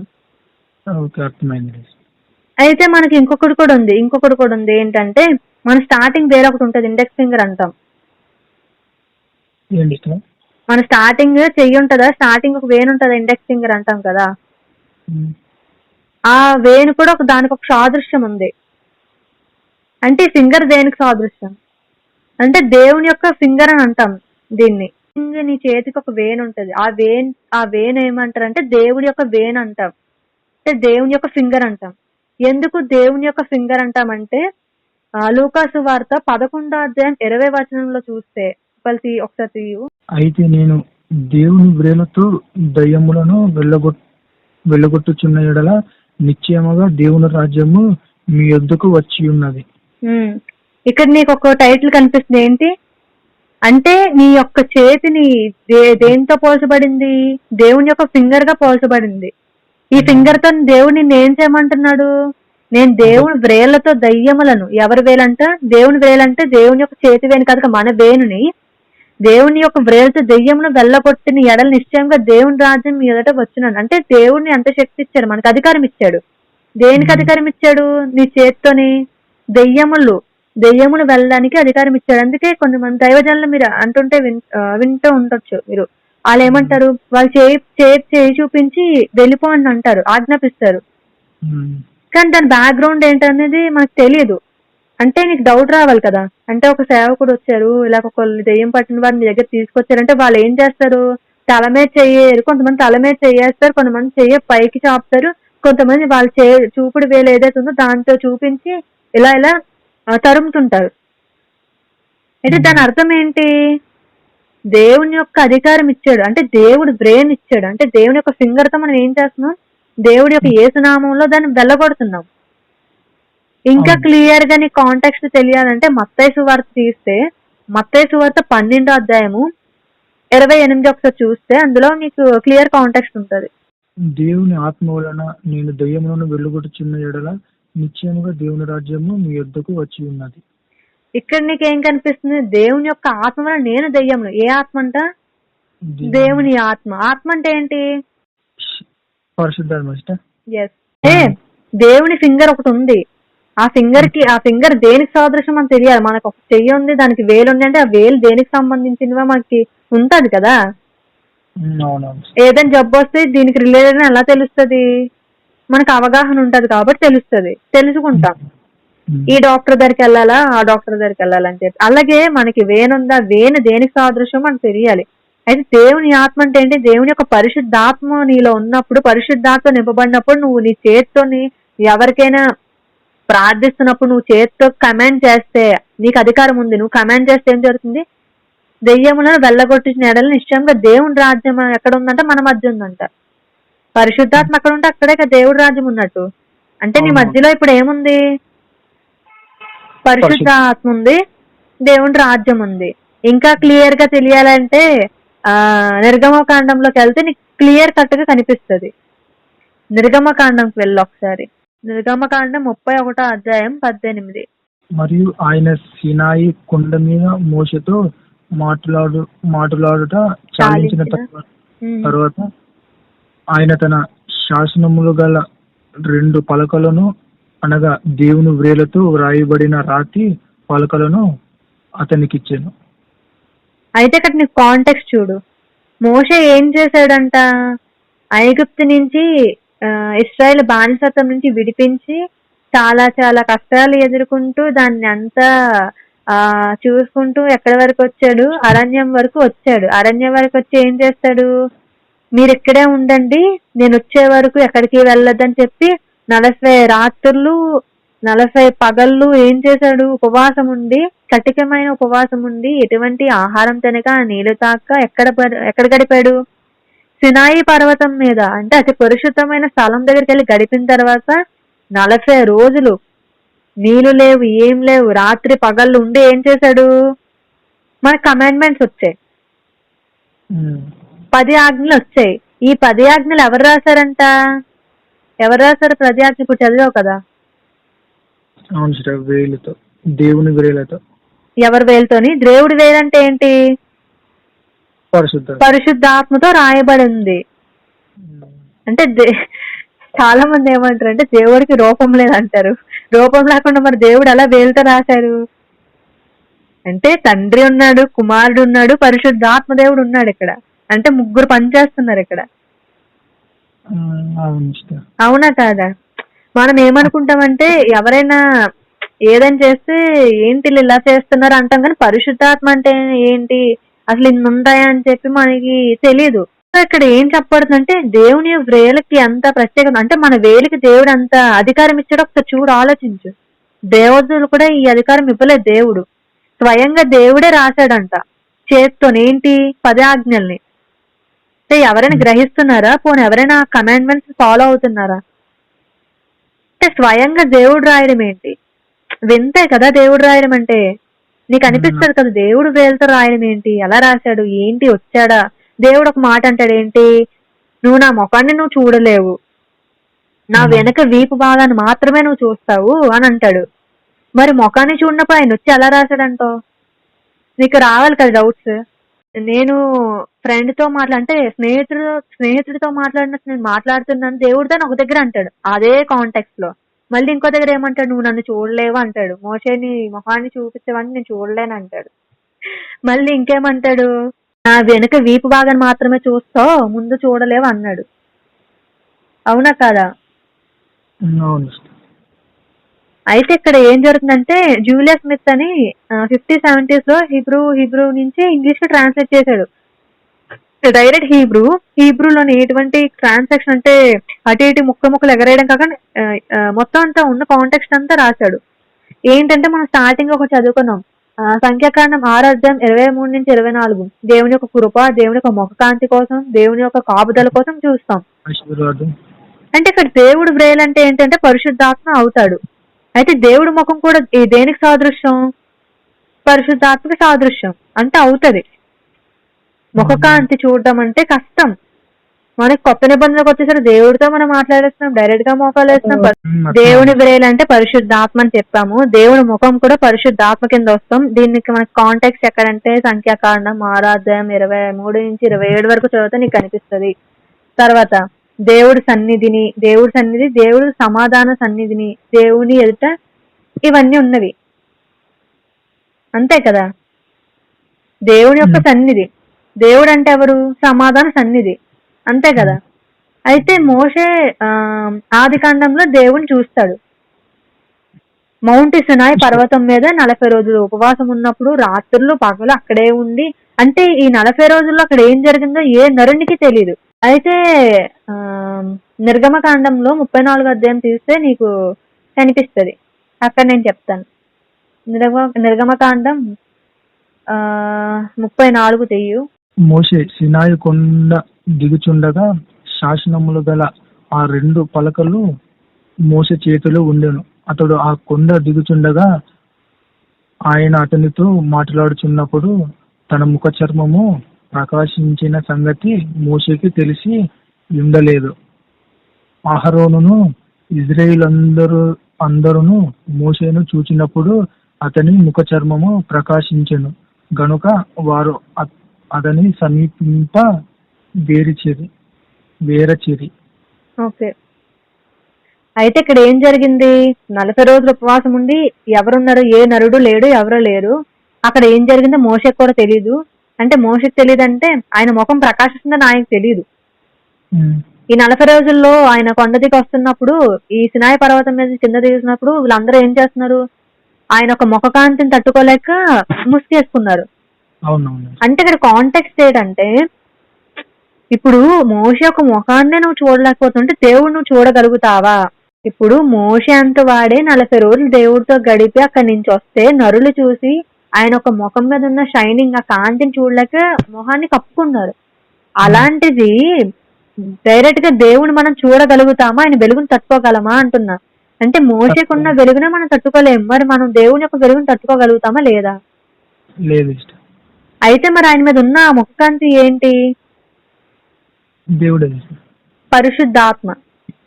దేవుడు కాదు, దేవుడు పర్సనాలిటీస్ వేరు, తండ్రి వేరు, కుమారుడు వేరు, పరిశుద్ధాత్మ దేవుడు. కానీ ఈ ముగ్గురు ఏకరీతిగా ఉన్నవారు. ఆయన కాంతి ముఖం మీద పడ్డాడు అన్నారు కదా, ఆ కాంతి అంటే ఏంటి, పరిశుద్ధాత్మకి సాదృశ్యం. వెలుగు అంటే ఏంటి, పరిశుద్ధాత్మకి సాదృశ్యం కదా. ఇందాక చదువుకున్న సింబల్స్ ఉన్నాయి. పగల మేఘస్తంభంగా, రాత్రి అగ్నిస్తంభంగా, ఆకాశం నుంచి అగ్ని దిగి వచ్చడం రావడం, పావురం వల్ల, అంటే పావురం వచ్చి డైరెక్ట్ గా వాలలేదు, పరిశుద్ధాత్మ వచ్చి వాలింది. పెంతెకోస్తు దినమప్పుడు కూడా ఏం జరిగింది, బలమైన ఒక గాలి వీచి మనుషులందరి మీద అది ఆవరించింది. దాని వల్ల ఏం చేశారు, భాషలతో మాట్లాడడం స్టార్ట్ చేశారు. ఆ భాషలు ఎలా వచ్చాయి, పరిశుద్ధాత్మకు బలమైన తాకడం వల్ల వచ్చారు చాలా మంది. అందుకే ఆ బలాన్ని తట్టుకోలేక తాకడం వల్ల పడిపోతారు చాలా మంది. ఆ ఫోర్స్ ని కొంతమంది తట్టుకోలేరు, కొంతమంది స్టడీగా ఉండి నించుంటారు, కొంతమంది అలా ఉండరు, కొంతమంది ఇంకొకటి ఉంటది, ఒకవేళ వాళ్ళు ఏవైనా ఈవిల్ స్పిరిట్స్ పోతాయి అంటే పడతారు కొంతమంది. బలమైన వీచుగాలు వచ్చినప్పుడు ఏం చేస్తాం, మనం తట్టుకోలేం. ఇప్పుడు ఒక పెద్ద తుఫాన్ వచ్చింది, ఒక్కడివి నించున్నంటే నీవెంత దాన్ని తట్టుకోగలుగుతావు? గాలి వచ్చిందంటే కుదురు వచ్చింది, నువ్వు అక్కడ నించున్నావు, ఆ గాలికి నువ్వు నించోగలుగుతావా? అంటే అంత ఫోర్స్ ఉంటది అనమాట. హోలీ స్పిరిట్ అంటే ఫోర్స్ ఉంటది. ఆ ఫోర్స్ మనం తట్టుకోవాలి. అంటే మనం కొంతమంది తట్టుకోలేక చాలా మంది పడిపోతారు, నువ్వు చూసా ఉంటావు. ఇలా పడిపోయావు, కొంతమంది యాక్టింగ్ అంటారు, అవును కొంతమంది యాక్టింగ్ చేస్తారు, కొంతమంది పడిన వాళ్ళు ఉంటారు. వాళ్ళకి అనుభవాలు తెలిస్తే కానీ మనకి చూసిన వరకు మనకు తెలియదు. అందుకే ఎవరిని మనం ఏం చేయకూడదు, జడ్జ్ చేయకూడదు. అయితే ఈ ముఖ ప్రకాశించడం ఇదంతా కూడా ఎక్కడ ఉంటుంది అంటే కొత్త నిబంధనలు ఉంది, పాత నిబంధనలు ఉంది. అయితే నేను కొత్త నిబంధనలు నీకు చూపిస్తాను. లూకాసు వార్త 11:20 తీస్తే అక్కడ నీకు కాంటెక్స్ట్ కనిపిస్తుంది. లూకాసు వార్త 11:20. అయితే నేను దేవుని వ్రేలతో దెయ్యమును వెళ్ళగొట్టాను, ఇదని చూసాం కదా. అదొకటి. మత్తయి వార్త 12 కూడా దేవుడి వ్రేలతో వెళ్ళగొట్టాం. దేవుడి వ్రేలంటేనే పరిశుద్ధాత్మతో వెళ్ళగొట్టాం, అంటే అధికారం దేవుడిచ్చాడు. ఇంకా నిర్గమకాండంలోనే ఏంటి, ఆ నిర్గమకాండంలోని 31లో చూస్తే చెప్పండి. లూకాసు వార్త ఇందాక నువ్వు చదివినప్పుడు ఏం జరిగింది అక్కడ? ఒక వ్రేలు ఉంది, వ్రేలుతో దేవుడి యొక్క మనకు అధికారం ఇచ్చాడు. ఆ అధికారంతో పరిశుద్ధాత్మ అనే సహాయంతో నువ్వు ఏం చేస్తున్నావు, దెయ్యమును వెళ్ళగొడుతున్నావు. అదే మత్తయి వార్తలో కూడా సేమ్ రిపీట్ అయింది.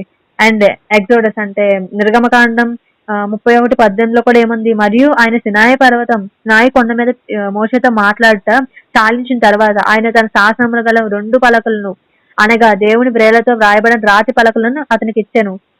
ఆయన దేంతో రాసిన? పరిశుద్ధాత్మ సహాయంతో. అంటే పరిశుద్ధాత్మ రాసిన, డైరెక్ట్ గా వ్రేలుతో రాశారు. వ్రేలు అంటే ఏంటి? తండ్రి. దేవుడు మనిషి ఉంటేనే కదా రాయగలుగుతాం, మనిషి లేకుండా మనం రాయలేం. నిర్గమకాండం 33లో కూడా సేమ్ అదే రిపీట్ అయి ఉంటది. అయితే ఇక్కడ 18లోని ఒక ఈ నిర్గమకాండం 33వ అధ్యాయము 18వ వచనంలో అడుగుతాడు. ఏమని అడుగుతాడంటే, అతడు దయచేసి నీ మహిమను నాకు చూపమనగా, అంటే మహిమను చూపించమంటున్నాడు. ఏంట మహిమను చూపించను అంటే, ఆయన మంచితనమంతయు నీ ఎదుట కనపరిచెదను, యెహోవాను నామము నీ ఎదుట ప్రకటించెదను, నేను కరుణించువాని కరుణించదను, ఎవని యందు కనికరం పడుదును అంటున్నాడు. మరియు ఆయన నీవు నా ముఖమును చూడజాలవు, ఏ నరుడు కూడా నన్ను చూచి బ్రతకలేడు అంటున్నాడు. ఇక్కడ దేవుడు ఏమంటున్నాడు? మోషే అడుగుతున్నాడు, దేవుడా నీ ముఖాన్ని నాకు చూపించు అంటే దేవుడు ఏమంటున్నాడు? ఏ నరుడైనా నా ముఖాన్ని చూస్తే ఏం జరుగుతుంది? చచ్చిపోతాడు, బ్రతకుడు అని అంటున్నాడు. అవునా కాదా? అయితే 18:1-21 మళ్ళీ 11లో ఏమనుంది? అదే అధ్యాయంలో 11లో నువ్వు చూస్తే 11లో ఏమనుంటుంది? మనుష్యుడు తన స్నేహితునితో మాట్లాడినట్లు యెహోవా మోషేతో ముఖాముఖిగా మాట్లాడుచుండెను.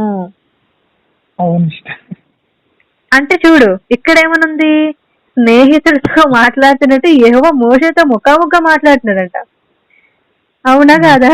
మళ్ళీ కింద 18లో ఏమంటున్నాడు ఆయన?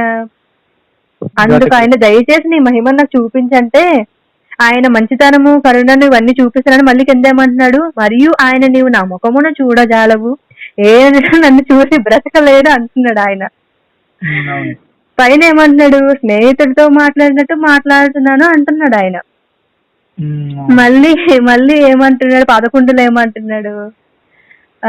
మోషే యెహోవా తిట్లన్న ప్రజలు మనుష్యుడు తన స్నేహితుడితో మాట్లాడినట్టు యెహోవా మోషేతో ముఖాముఖిగా అంటే ఇక్కడ ముఖాముఖిగా మాట్లాడుతున్నారు అంటున్నారు. మళ్ళీ కిందకు వచ్చినప్పుడు నువ్వు నా మొహాన్ని చూడలేవు అంటున్నాడు. అయితే ఇప్పుడు నీకు ఏం అర్థమవుతావు? కన్ఫ్యూజ్ అవుతావు కదా. నువ్వు కన్ఫ్యూజ్ అయ్యావా లేదా? దేవుడు అంటున్నాడు నువ్వు నన్ను చూడలేవు అంటున్నాడు, మరి దేవుడు మళ్ళీ చూస్తున్నాడు. అంటే నువ్వు ఎవరిని చూడగలుగుతున్నావు అంటే పరిశుద్ధాత్మను చూడగలుగుతున్నావు. నేను పరిశుద్ధాత్మతో నువ్వు మాట్లాడుతున్నావు, నీకు ఫ్రీ విల్ ఉంది. పరిశుద్ధాత్మతో తండ్రి అయిన దేవుడు నా ముఖాన్ని చూస్తే చస్తావు అంటున్నాడు. ఇంకొకటి, ఫేస్ టు ఫేస్ ఎవరిని మనం చూడగలం? పరిశుద్ధాత్మను మాత్రమే మనం చూడగలం. పరిశుద్ధాత్మ మన కనెక్టివిటీ ఉంది. అవునా కాదా? అంటే అక్కడ ఏం జరుగుతుందంటే, ఇక్కడ తండ్రి ఉన్నాడు, కుమారుడు ఉన్నాడు, పరిశుద్ధాత్మ ఉంది. ఈ పరిశుద్ధాత్మ ఎవరితో మాట్లాడుతుంది? మోషేతో మాట్లాడుతుంది ముఖాముఖిగా. అవునా కాదా? మళ్ళీ కింద తండ్రి అయిన దేవుడు కింద ఏం చెప్తున్నాడు? 18వ వచనంలోని మహిమను చూపించంటే ఏ నరుడు చూడలేండి. అంటే మనం ఎవరిని చూడలేం? తండ్రిని చూడలేం. అవునా కాదా? తండ్రిని మనం చూడలేం, కానీ కుమారుని మనం చూడగలుగుతాం. అంటే పరిశుద్ధాత్మను చూడగలం, తండ్రిని చూడలేం. ఇక్కడ అదే చెప్తున్నాడు, పరిశుద్ధాత్మ సహవాసం కలిగి ఉండి మాట్లాడి ముఖాముఖంగా మాట్లాడిన ఆయన ఇక్కడ చూసుకుని చచ్చిపోతామంటే దాని అర్థం ఏంటి? చూడగలవా? చూడొచ్చు. ఆయన శరీరధారిగా వచ్చి ఉన్నారు కదా, మన తండ్రిని చూడలేం. ఆయన అదే చెప్తున్నాడు, నువ్వు పరిశుద్ధాత్మతో సహవాసం చేయి, ముఖాముఖిగా నువ్వు మాట్లాడతారు, కానీ నువ్వు నా తండ్రిని చూడలేవు. నీ ఇంకొకటి ఉంటది, మత్తయి సువార్త 24వ అధ్యాయంలో ఒక మాట ఉంటది. ఏంటి ఆ మాట అంటే, కుమారుడికి తెలియదు, దూతలకు కూడా తెలియదు, కానీ తండ్రికి మాత్రమే తెలుసు అంటది. ఏంటి ఆ తెలుసు అంటే యేసుక్రీస్తు వారు రావడం. అవునా కాదా? అంటే ఇక్కడ పర్సనాలిటీస్ వేరు, కానీ మొత్తం అంతా ఒకటే. అంటే మన తండ్రిని చూడలేం, కుమారుని చూడగలుగుతాం. కుమారుడు మనతో సహవాసం చేశారు కదా, మనతో పాటు ఉన్నారు. సో అదనమాట. అంటే తండ్రిని నువ్వు చూడలేవు, కానీ పరిశుద్ధాత్మ సహవాసం నువ్వు కలిగి ఉంటావు. కుమారునితో సహవాసం నీకు ఉంటది. అందుకే తండ్రి, కుమార, పరిశుద్ధాత్మ దేవుడు ఏకరీతిగా ఉన్నవాడు అని అంటున్నాం మనం. అయితే దీన్ని ఏమంటారంటే, ఇంకొకటి అంటారు, యేసుక్రీస్తు వారు ఏమంటారు, ప్రీ ఇన్కారినేట్ అంటారు. ప్రీ ఇన్కారినేట్ జీసస్ అంటే వాళ్ళ యొక్క నమ్మకం ఏంటంటే యేసుక్రీస్తు వారు ఆయన చనిపోక ముందు ఇంకా ఉన్నారు అని అంటున్నారు. అంటే ఉన్నారనే అర్థం అంటే ఏంటి అంటే, ఒక మనిషి ఉన్నాడని అర్థం కదా, అంటే దేవుడు ఉన్నాడని అర్థం కదా. యేసుక్రీస్తు బిఫోర్ అంటే పాత నిబంధనలో మనకు అనిపిస్తుంది, ఇమానియేలు ఇలాగా ప్రవచనం ఉంటది, యేసుక్రీస్తు వారు పుడతారు అని. అవునా కాదా? అంటే ఆయన పుట్టక ముందే ఆయన ఉన్నారని చెప్పండి. అంటే ఉన్నారంటే ఉన్నవాడు అనవాడు ఆయనే.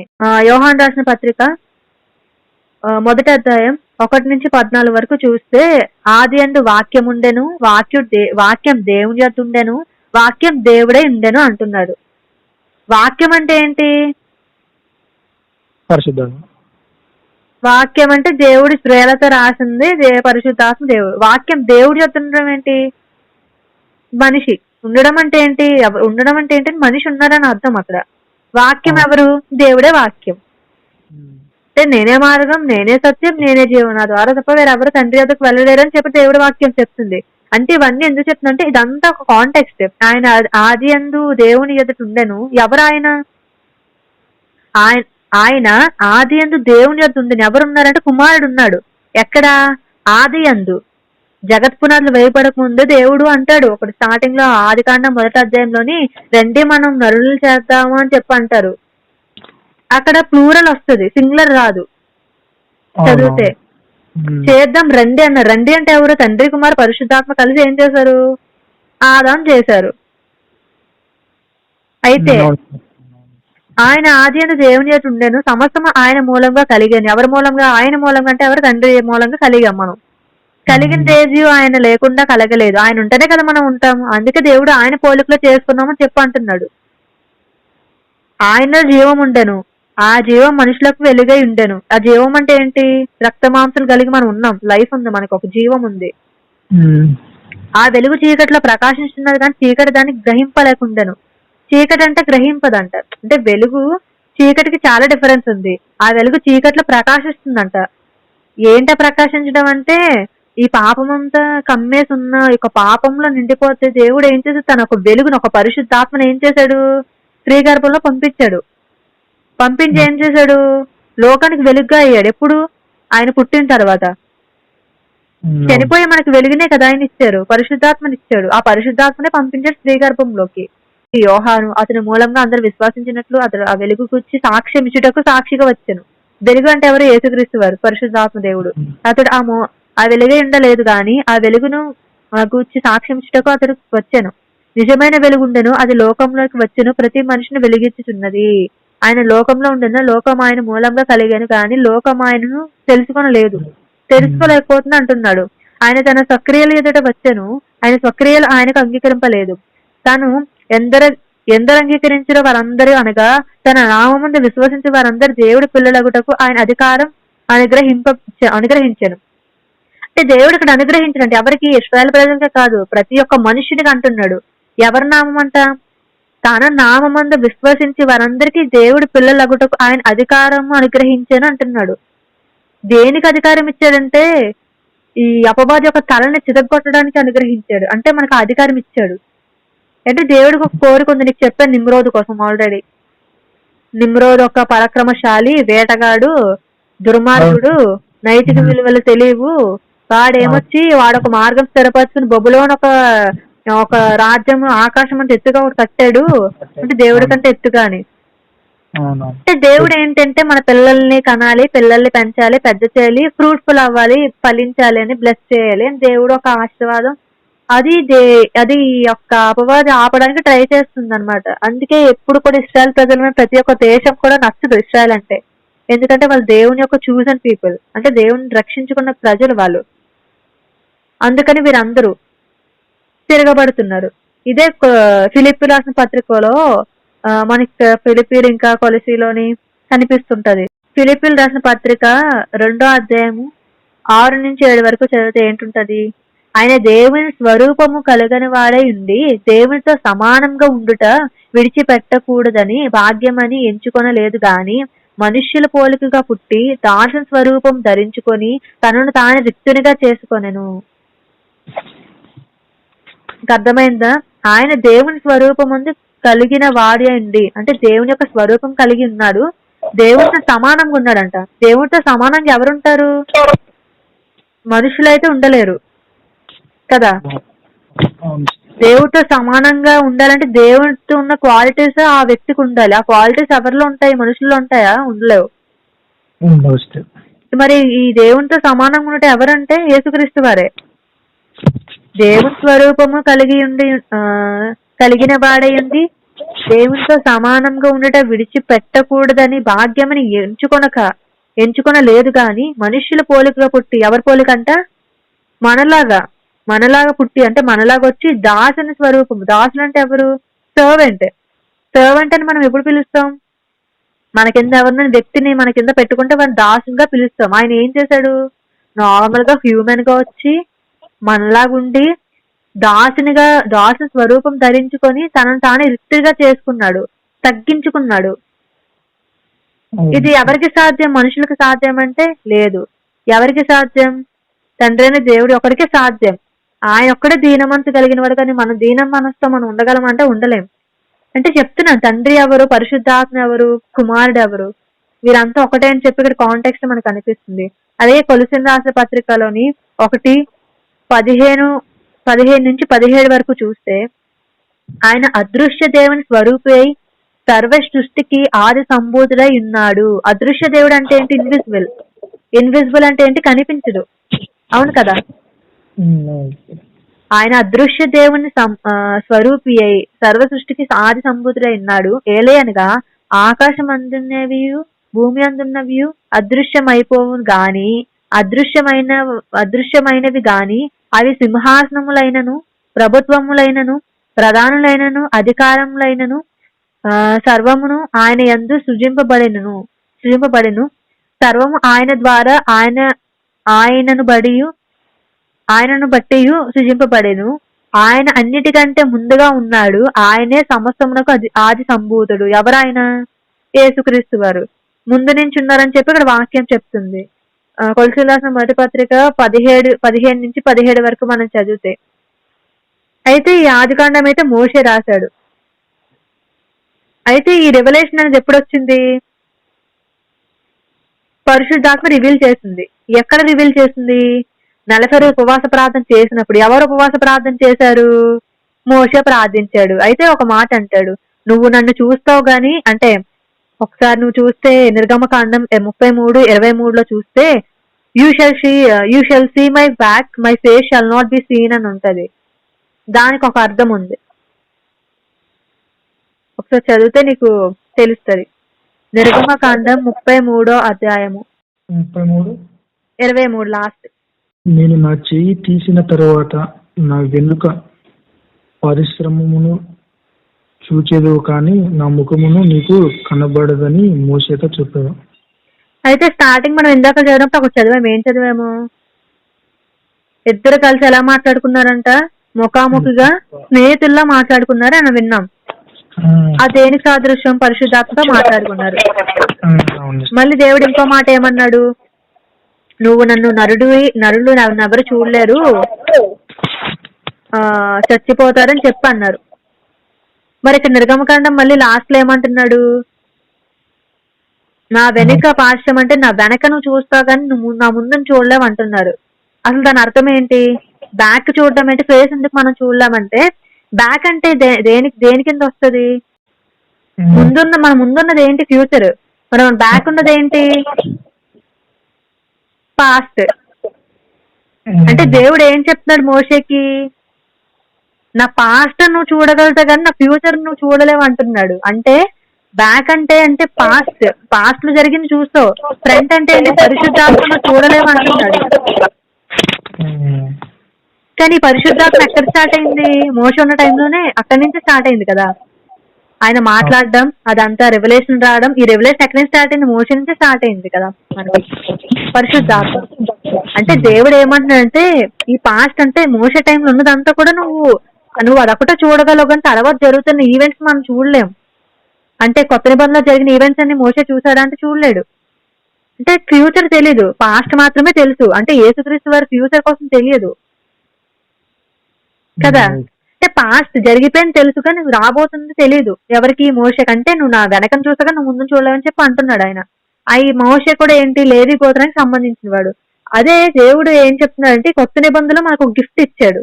ఆ గిఫ్టే పరిశుద్ధాత్మ భాషలతో మాట్లాడడం. దీన్నే పరిశుద్ధాత్మ అంటాం.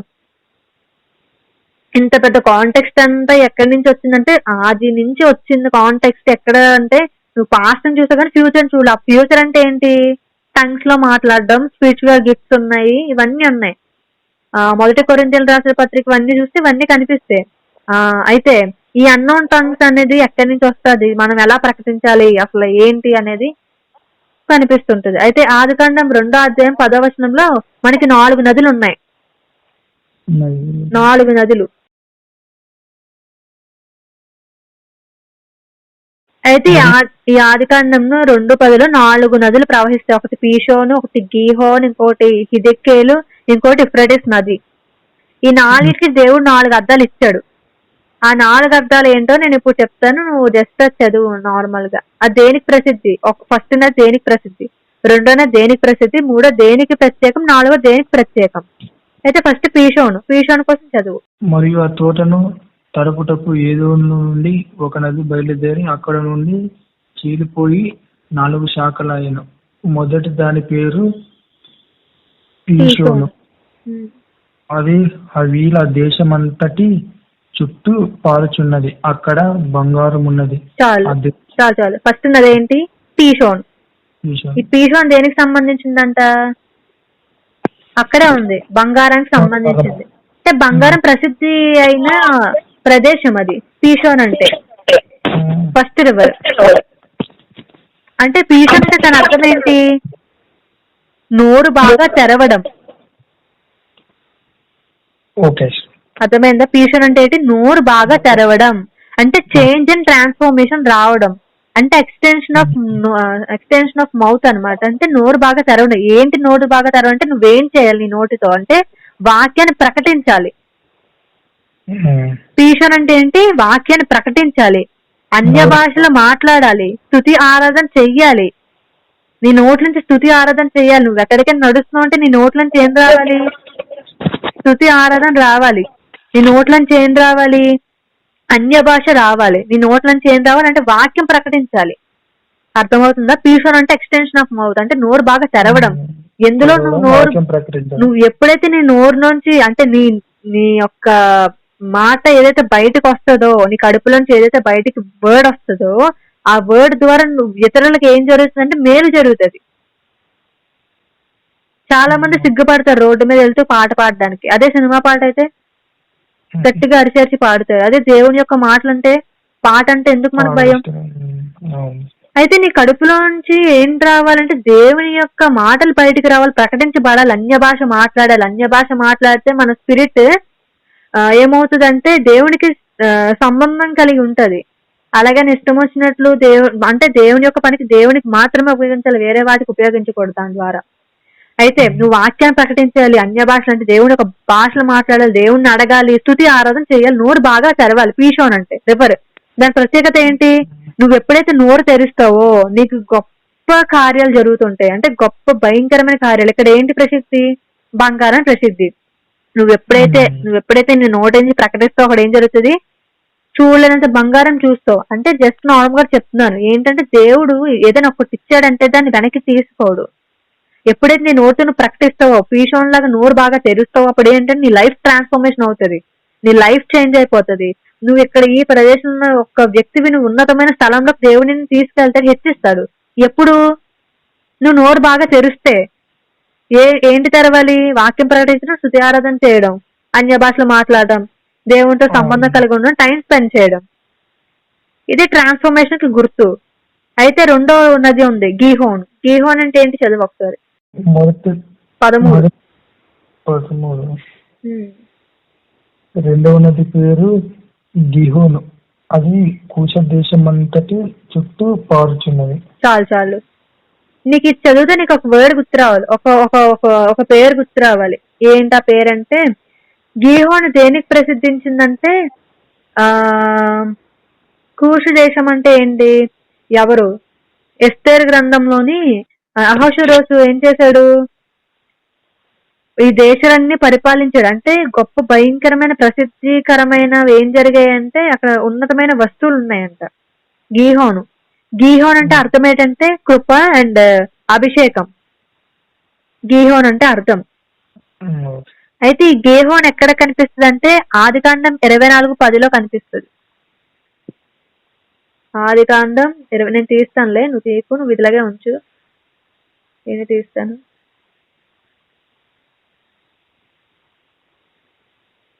ఆదికాండం 24:10 మనం ఇందాక స్టార్టింగ్ లో చదివాం. ఏంటి?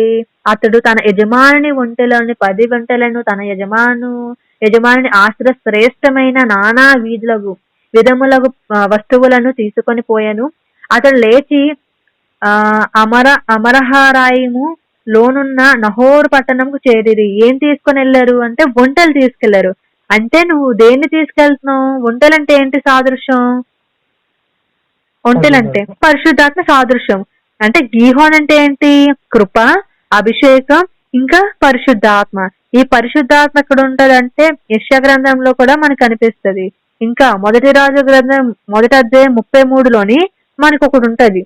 అంటే దేనికి ప్రసిద్ధించిందో నేను చెప్తాను. అయితే మొదటి రాజు గ్రంథం 1వ అధ్యాయము 33 ఉంటది. ఏంటది? అంతటా రాజు, మీరు మీ ఏలినవాడైన నా సేవకులకు పిలుచుకొని పోయి నా కుమారుడైన సొలొమోనుకి నా కంచెర గాడిద మీద ఎక్కించి గీహోను తీసుకొని పోయే. ఏముంది అక్కడ? గీహోను. గీహోన్ అంటే సాదృశ్యం ఏంటి అంటే కృప, ఇంకా అభిషేకం. ఈ సొలొమోనుకి ఏం జరిగింది? అక్కడ పట్టాభిషేకం జరిగింది కదా. పట్టాభిషేకం జరిగిన తర్వాత ఏం జరిగింది? రాజుగా ప్రకటించేశారు. అవునా కాదా? సొలొమోను రాజుగా ప్రకటన చేశారు. అయితే ఈయనకి ఇంకొక వ్యక్తి అడ్డొచ్చాడు. ఎవరు? 2 వ్యక్తులు, అబ్షాలోము, అడోనై. అంటే వీళ్ళిద్దరిని దేవుడు ఎందుకు ఎన్నుకోలేదు అంటే, వీళ్ళే ఏం చేశారు? ముందు కొంతమంది వ్యక్తుల్ని డబ్బులు ఇచ్చి కొంతమంది పెట్టుకొని ప్రకటించుకున్నాడు. నేనే రాజుని అని. అబ్షాలోము చనిపోయాడు, తండ్రి మీద తిరుగుబాటు చేసి చనిపోయాడు. అడోనై కూడా ఇలాగే ఏం చేశాడు అంటే, దేవుని యొక్క ప్రణాళిక లేదనమాట వీరికి. అంటే పరిశుద్ధాత్మ సహాయం లేదు వీరికి. ఎందుకు లేదు అంటే, వీళ్ళ యొక్క అంటే అహంకారం, బుద్ధి, గర్వము ఇవన్నీ ఉండడం వల్ల ఏం జరిగింది? ఇదంతా ఇది అయిపోయింది. అయితే గీహోన్ ఎక్కడ ఉందంటే, గీహోన్ అంటే ఏంటి? కృప, ఇంకా అభిషేకం, గ్రేస్ అండ్ అనాయింటింగ్. ఈ గీహోన్ అనే పట్టణంకి ఎవరు వెళ్ళారంటే సొలొమోన్ వెళ్ళారు. ఇప్పుడు ఆయన కృప పొందుకోవడం వల్ల కదా ఆయన టెంపుల్ కట్టించాడు. సొలొమోన్ టెంపుల్ తెలుసు కదా. అంటే ఇప్పుడు ఎవరు సహాయం చేశారు సొలొమోన్కి? పరిశుద్ధాత్మ సహాయం చేసింది. అంటే ఒక్కొక్కరి వరకు నేను మీనింగ్ చెప్తున్నాను. పీషోన్ అంటే ఏంటి? నోరు బాగా తెరవడం, అంటే మన లైఫ్ ట్రాన్స్ఫర్మేషన్ అవడం, నీ నోట్ల స్తుతి రావడం, స్తుతి యాగం రావడం, ప్రార్థన రావడం, వాక్యం ప్రకటించడం, పాటలు పాడడం, అన్య భాషలు మాట్లాడడం. గీహోన్ అంటే ఏంటి? గ్రేస్ అండ్ అనాయింటింగ్, అంటే అభిషేకము, ఇంకా కృప, ఇంకా కామిల్ అంటే ఏంటి? హోలీ స్పిరిట్. ఇవి మనం సొలొమోన్ జీవితంలో చూస్తాం. అయితే ఇంకొక నది ఉంది. ఏంటన్నదంటే హిద్కేల్. ఒకసారి చదువుతావా? ఒకసారి చదువు.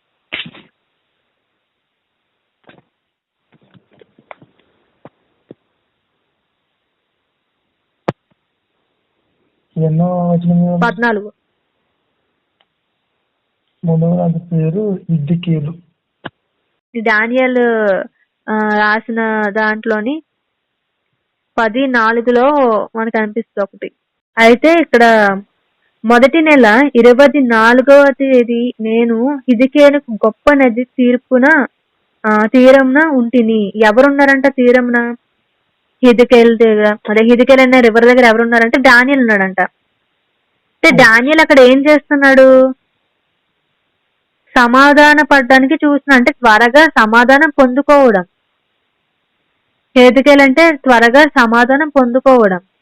తర్వాత 4వ నది ఏంటి? యూఫ్రటీస్ నది. యూఫ్రటీస్ అంటే ఏంటి? బబులోనులో ఇర్మియా రాసిన పత్రిక 51:63 చదివితే మనకు ఒకటి కనిపిస్తుంది. అది నీకు నేను ఒకసారి చెప్పాను. అయితే నేను చదువుతున్నాను. ఇర్మియా గ్రంథం 51:63. అయితే ఈ గ్రంథమును చదివి చాలించిన తరువాత నీవు దానికి రాయ కట్టి యూఫ్రటీస్ నదిలో దాన్ని వేసి, నేను దాని మీదకి రప్పింపబోచున్న అపాయము చేత బబులోను మరలా పైకి రాలేక అలాగే మునిగిపోవును. దాని జనులు అలసిందురు అను మాటలు నీవు ప్రకటింపవలెను. ఇర్మియా యొక్క మాటలు ఇంతటిలో ముగిసెను. అయితే యూఫ్రటీస్ నది అంటే ఏంటంటే బబులోన్లోని భయంకరమైన స్లేవ్ అంటే బానిసత్వం ఉండదంట. అందుకని దేవుడు ఏం చేశాడు? జడ్జిమెంట్ అంటే తీర్పు ప్రకటించాడు. ఎందుకు ఈ తీర్పు ప్రకటించాడంటే నీకు చెప్పాను. ఒక నిమ్రోద్ అనే ఒక వ్యక్తి ఉండేవాడు కదా.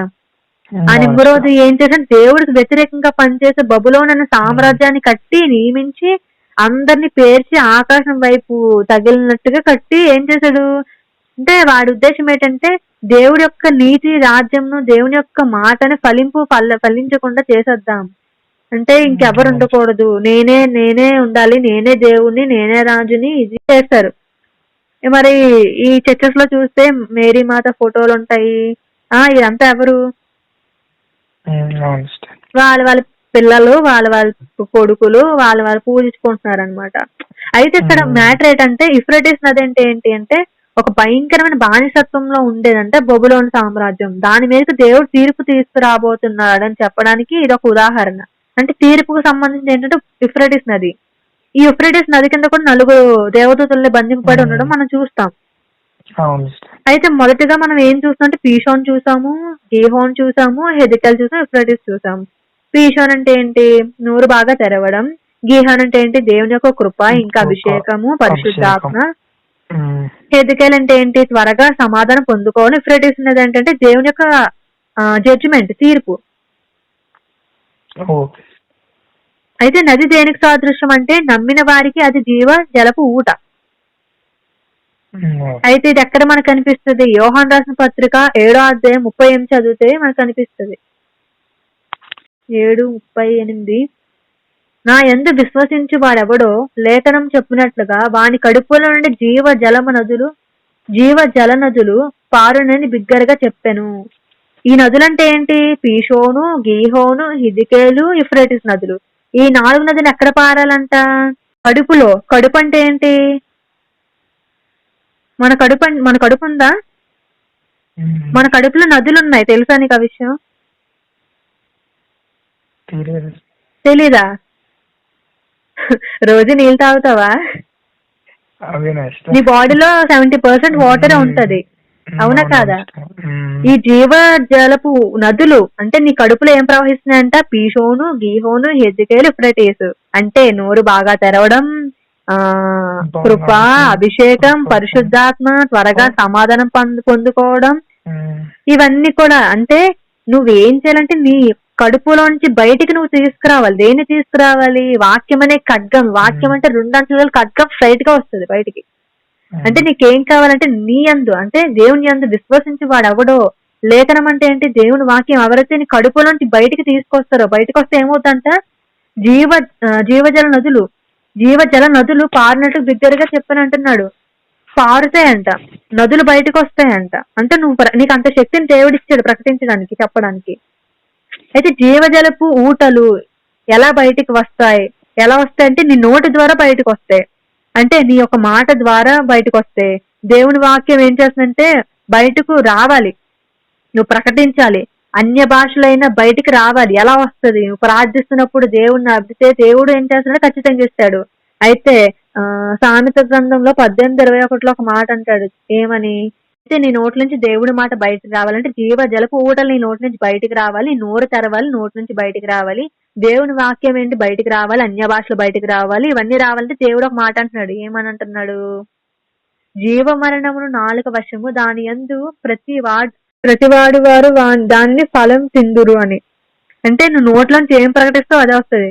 నువ్వు మరణం ప్రకటిస్తే మరణం వస్తుంది, జీవం ప్రకటిస్తే జీవం వస్తుంది. అందుకే నీ నాలుకలో ఏముందంటే జీవ మరణం ఉందంటున్నాడు దేవుడు. సో నువ్వేం చేసినా సరే ఏం చేయాలి? నువ్వు వాక్యం ప్రకటిస్తే వాక్యం వస్తుంది, చెడు ప్రకటిస్తే చెడు వస్తుంది. సో అది చెప్తున్నాడు. ఇంకా సామెతల గ్రంథం 10:11 ఒకటి ఉంది. ఏంటి అది? 10:11 నీతిమంతుని నోరు జీవజలపు ఊట, భక్తిహీనుల నోరు బలాత్కారం మరుగుపడుతురు. నీతిమంతుల నోరు ఏంటంటే జీవపు ఊట అంటున్నాడు. నీ నోరు ఏంటి ఇప్పుడు? జీవపు నోట. నీ నోటి నుంచి ఏం రావాలి? స్తుతులు రావాలి. అంటే ఇక్కడ నీకు ఎవరు చూస్తున్నారు? మోషే పరిశుద్ధాత్మ చూశాడు. ఆదికాండంలో 3:8 ఆదాం అవ్వ కోసం ఉంటది. ఏంటి ఆదాం అవ్వ కోసం అంటే దేవుడు ఒక ఆజ్ఞ ఇచ్చాడు. ఏంటి? ఈ ఫలం నువ్వు తినద్దు, ఈ ఫలంలో తినాలి, ఇదే చెయ్యాలంటే వాళ్ళు ఏం చేస్తారంటే మోసపోయి పాపం చేసి దేవుడికి దూరంగా వెళ్ళిపోతారు. ఎందుకు వెళ్ళిపోతున్నారు? ఇప్పుడు మనం పాపం చేస్తే నువ్వు తిరిగి దేవుడి దగ్గరికి వెళ్ళగలుగుతావా? ఎందుకు వెళ్ళలేవంటే భయం. ఎందుకు భయం అంటే ఎక్కడి నుంచి భయం, ఎక్కడి నుంచి వచ్చింది? ఆదాం అవ్వ దగ్గర నుంచి వచ్చింది. ఎందుకంటే అప్పట్లో ఏం లేదు, కృప లేదు. అర్థమవుతుందా? అప్పుడు కృప లేదు. ఆదాం అవ్వ ఉన్నప్పుడు కృప లేదు. ఇప్పుడు మనకి ఏముంది? కృప ఉంది. కృప. ఈ కృప ఉంది కాబట్టి నువ్వు పాపం చేసినా ఏం చేయగలుగుతుంది? ధైర్యంగా దేవుడి దగ్గరికి వెళ్ళి ఒప్పుకోగలుగుతున్నావు. సమాధానం. అవునా కాదా? అంటే ఇక్కడ మనకి ఎవరు సహాయం చేస్తున్నారు? పరిశుద్ధాత్మ సహాయం చేస్తుంది. అది లేకుంటే నువ్వు దేవుడి దగ్గరికి వెళ్ళలేవు. కానీ ఆదామవ్వకి ఏంటంటే అప్పటి వరకు మహిమ శరీరంతో ఉన్నవారు ఏం జరుగుతుంది? పాపం చేసిన తర్వాత పాపం అంతా తెలిసి, లోకం అంతా తెలిసి, ఒంటి మీద ఏం లేవని తెలిసి కప్పుకోవడం అని జరుగుతుంది. అంటే అంతవరకు మహిమ శరీరంలో ఉన్నారు. ఎప్పుడైతే లోకం వైపు చూసారో ఏం చేస్తుంటే అమాంతంగా పడిపోయారు. అంటే పాపం ఏం చేస్తుందంటే దేవుడి దగ్గరికి వెళ్లకుండా చేస్తుంది. అప్పుడు వాళ్ళు ఏం చేశారు? ఆయన మొహం ఎదుట ఆ పరిశుద్ధాత్మ నుంచి వెళ్ళిపోయారు. అర్థమవుతుందా? పరిశుద్ధాత్మ అంటే యేసుక్రీస్తు ఒక ముఖం అంటే కాంతి అంటే ఏంటంటే పరిశుద్ధాత్మని వాళ్ళు చూడలేకపోయారు. ఎందుకంటే పాపం చేశారు. అప్పుడు కృప లేదు. ఏం చేశారు? దూరం అయిపోయారు. అయితే ఇంకొక వ్యక్తి ఉన్నాడు. ఎవరు? మహానుభావుడు. ఎవరంటే ఈ ఆదికాండం 4:16 ఒక ఆ వ్యక్తి ఉన్నాడు. ఎవరు? కయీన్. ఆయన ఏం చేశాడు? ఆ పరిశుద్ధాత్మ దేవుడిది ఒక వ్యక్తి వాళ్ళ తమ్ముడిని ఏమొచ్చి ఏం చేశాడు? చంపాడు. అంటే ఇక్కడ ఏం జరుగుతుందంటే ఫస్ట్ ఒకరు పాపం చేశారు. అదంతా మనకు అలా అప్పటి నుంచి వస్తూనే జరుగుతుంది. ఈ కయ్యాన్ ఏం చేస్తాడు? కొట్టి చంపాడు. అయితే పరిశుద్ధాత్మ దేవుడి నుంచి బయటికి వెళ్ళిపోయాడు. ఈయన ఎవరు? కయ్యాన్ కూడా వెళ్ళిపోయాడు. మనం చూడలేము. ఎందుకు పరిశుద్ధాత్మ చూడలేమంటే మనం తప్పు చేసాం కదా. కానీ ఇప్పుడు అలా కాదు. మనం ఎదుటిగా ధైర్యంగా ఒప్పుకోగలుగుతున్నాం. ఎందుకు? దేవుని యొక్క సహాయంతో, పరిశుద్ధాత్మ సహాయంతో ఇప్పుడు వెళ్తున్నాం. పాత నిబంధనలో కృప లేదు, మనకు ఇప్పుడు కృప ఉంది. అందుకే అంటారు, ఏమంటారు? మన కృపాకాలంలో ఉన్నాము అంటారు. అవునా కాదా? వాళ్ళకి కృప లేదు కాబట్టి మన కొత్త నిబంధనకు వచ్చిన పరిశుద్ధాత్మ. అందుకే ఏమన్నాడు మోషేతో? నువ్వు నా వీపు వెనకనే చూస్తావు అంటే నువ్వు పాస్ట్ నే చూస్తా, ప్రెజెంట్ నువ్వు చూడలేవన్నాడు. ఏం చూడలేవు? పరిశుద్ధాత్మ సహవాసం లేదు. దేవుడికి మనకి మధ్య ఒక తెర ఉంది. ఆ తెరని చింపాడు. ఎందుకు చింపాడు? మనం అందరూ సమానత్వం ఇచ్చాడు దేవుడు, అధికారం ఇచ్చాడు, దయ్యాన్ని వెళ్ళలేకపోతే ఒక వేరుని ఇచ్చాడు. అంటే ఒక పరిశుద్ధాత్మ ఇచ్చాడు సహాయాన్ని. మనం దాన్ని ఏం చేస్తున్నామంటే పొందుకోలేకపోతున్నాం అనమాట. అలాగే ఇంకా ఆదికాండం 6 ఇంకా 11 చూస్తే దేవుని యొక్క సన్నిధి దాన్ని డెస్ట్రాయ్ అయిపోవడం మనం చూస్తాం. దేవుని యొక్క సన్నిధానాన్ని మనం పాడైపోవడం మనం చూస్తాం అనమాట. అంటే దేవుని సన్నిధి పాడైపోవడానికి రీజన్ ఏంటంటే మనం సరిగ్గా లేకపోవడం. దేవుని యొక్క ఆలయం పాడు చేయడం అంటే ఏంటి? మన హృదయంలో అసలు దేవుడు అంటాడు నీ హృదయం దేవుని ఆలయం అంటాడు. ఆ హృదయంలో మనం ఎన్నెన్నో పెట్టుకుంటాం. అయితే ఇక్కడ ఏం చెప్తున్నాడంటే ఆదికాండం 6:11 భూలోకం దేవుని సన్నిధిని చెడిపోయి ఉండేను, భూలోకం బలాత్కారంతో నిండిపోయింది అంటాడు. అంటే దేవుడు ఏం చెప్తుందంటే భూమి అంతా కూడా ఏంటంటే బలాత్కారంతో నిండిపోయిందంట, చెడిపోయారంట. అందుకే అదేం చేశాడు దేవుడు? ఆ కావినెంట్ ని, ఆ చర్చిని ఏం చేశాడు? నాశనం చేస్తాడు. మళ్ళీ ఆది కాండంలోని ఈ తరం అయిపోయింది అక్కడ. అయితే మళ్ళీ ఇంకొక తరం స్టార్ట్ అయింది. ఎవరి తరం అంటే నోవాహు. ఈ నోవాహు విషయంలో కూడా ఇప్పుడు జరిగింది ఏంటి, ఆది కాండము 7వ అధ్యాయం 1లోని నోవాహు అంటే నీతిమంతులు ఎవరు లేరంట. ఈ నోవాహు కూడా పరిశుద్ధాత్మను చూశాడంట. ఎలా పరిశుద్ధాత్మను చూశాడు? జలప్రలయం వచ్చినప్పుడు ఈ నిమ్రోద్ ఎవరైతే ఉన్నాడో దేవుడికి అగనిస్ట్ కదా, దేవుడికి అగనిస్ట్ అంటే పరిశుద్ధాత్మకి అగనిస్ట్ ఈ నిమ్రోద్ అనే వ్యక్తి. అయితే ఈ నిమ్రోదు నుంచే కదా జైన్స్ అందరూ మొత్తం బ్యాచ్ బ్యాచ్ బ్యాచ్ బ్యాచ్ అంతా వచ్చారు కదా. ఈ దేవుడు మనిషి కుమారులు దేవుని కుమార్తో పాపం చేసి వీళ్ళందరూ పుట్టిన నిమ్రోద్తో వాడికి పుట్టిన సంతానమే కదా. అయితే నోవాహు ఒక్కడే నీతి మంత్రి కనిపిస్తే దేవుడు ఏం చేశాడు, అలా 40 రోజులు ప్రకటించమని చెప్పాడు. అంతా ప్రకటించారు. అయిపోయింది. అంత అయిన తర్వాత మొత్తం ఒక ఓడ దగ్గరికి వచ్చి అరారాతు కొండ మీద పర్వతం దగ్గరికి వచ్చి ఆగినప్పుడు నోవాహు ఏమొచ్చి ఫస్ట్ ఒకటి పంపిస్తాడు, ఒక దాన్ని. దేన్ని పంపిస్తాడు చూడడానికి? ఫస్ట్ కాకిని పంపిస్తుంది. అయితే కాకి ఉన్న స్వభావం ఏంటి? ఏదైనా మనిషి మాంసం గాని ఏదైనా కనిపిస్తే అవి తినేసి అక్కడే ఉండిపోతుంది, కానీ వచ్చే స్వభావం లేదు. అంటే మనం ఎలా అర్థం చేసుకుంటే దేవుడికి వ్యతిరేకంగా పనిచేసే ఒక దానిలాగా మనం చూడాలి. అయితే రెండోసారి ఎవరిని పంపిస్తాడు? పావురాన్ని పంపిస్తాడు. ఆ పావురం ఏం చేస్తుంది? మొత్తం అంతా తిరిగి ఒక చిన్న ఒలివ మొక్కను తీసుకొస్తుంది. అంటే ఆరిపోయిందా లేదా అదంతా చూస్తారు కదా, అలా తీసుకొచ్చి ఇస్తుంది. రావడం ఏంటి? పరిశుద్ధాత్మ. పావురం అంటే ఏంటి? పరిశుద్ధాత్మ. అర్థమవుతుందా? పావురం అంటే మనం పావురం అని అంచుకోవాలి, పరిశుద్ధాత్మను మనం చూడాలి. అంటే పరిశుద్ధాత్మ ఎక్కడ ఉంది? ఆది నుంచి ఉంది. నువ్వు అడుగుతావు కదా పరిశుద్ధాత్మ పరిశుద్ధాత్మ అంటే ఏంటని. ఈ పరిశుద్ధాత్మ ఆది నుంచి ఉంది. నీతిమంతుల తరములంతా కూడా ఇదవుతుంది అనమాట. మళ్ళీ ఇదంతా మనకి ఎక్కడ కనిపిస్తుంది అంటే ప్రకటన గ్రంథంలో.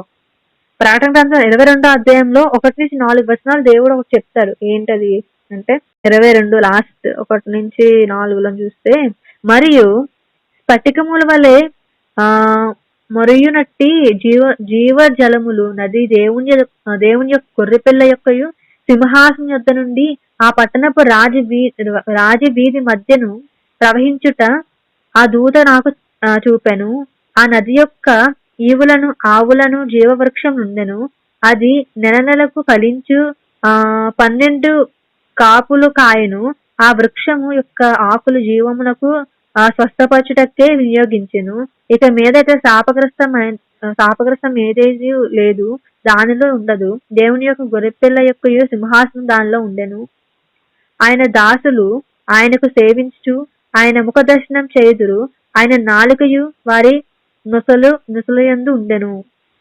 అంటే ఇక్కడ ఏం చెప్తున్నాడంటే ఈ 22 ఈ ప్రకటన 22:1-4 ఏం చెప్తున్నాడు? రివర్ కోసం చెప్తున్నాడు. రివర్ అంటే ఏంటి? రివర్ అంటే రెస్టోరేషన్. రెస్టోరేషన్ అంటే ఏంటి?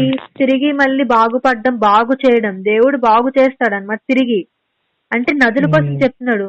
అయితే ఈ ప్రకటన గ్రంథం 22వ అధ్యాయము 1-4 చూస్తే 1-4 చూస్తే the river of life. River అంటే ఏంటంటే జీవవాక్యము, అంటే రెస్టోరేషన్, తిరిగి యథార్థ స్థితికి రావడం. ఇక్కడ ఏం చెప్తున్నారంటే and he showed me pure river, అంటే పరిశుద్ధమైన ఒక నదిని మనం చూస్తున్నాం అనమాట. Pure river of water of life, clear as the crystal కన్నా క్లియర్గా ఉందంట. అంటే proceeding from the throne of the god and of the lamb, గొర్రెపిల్ల యొక్క సింహాసనం దగ్గర. In the middle of it street, అంటే రాజవీధుల్లో on the either side of the river, ఒక రివర్ దగ్గర ఒక ట్రీ ఆఫ్ లైఫ్, అంటే జీవవృక్షం ఉందంట. విచ్ బోర్ 12 లీవ్స్, 12 ఆకులు కలిగిన ఒక జీవవృక్షం ఉందంట. అయితే అదేంటంటే each tree yielding its fruit every month and the leaves of the tree were for the healing of the nations.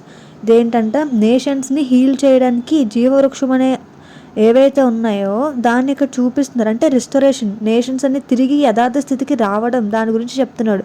And they shall be no more curse, ఎలాంటి శాపము లేదంట. But the throne of the God, సింహాసనం, దేవుడు సింహాసనం ఎట గొర్రెపిల్ల and ఇంకొకటి ఏంటంటే and he servants shall serve him.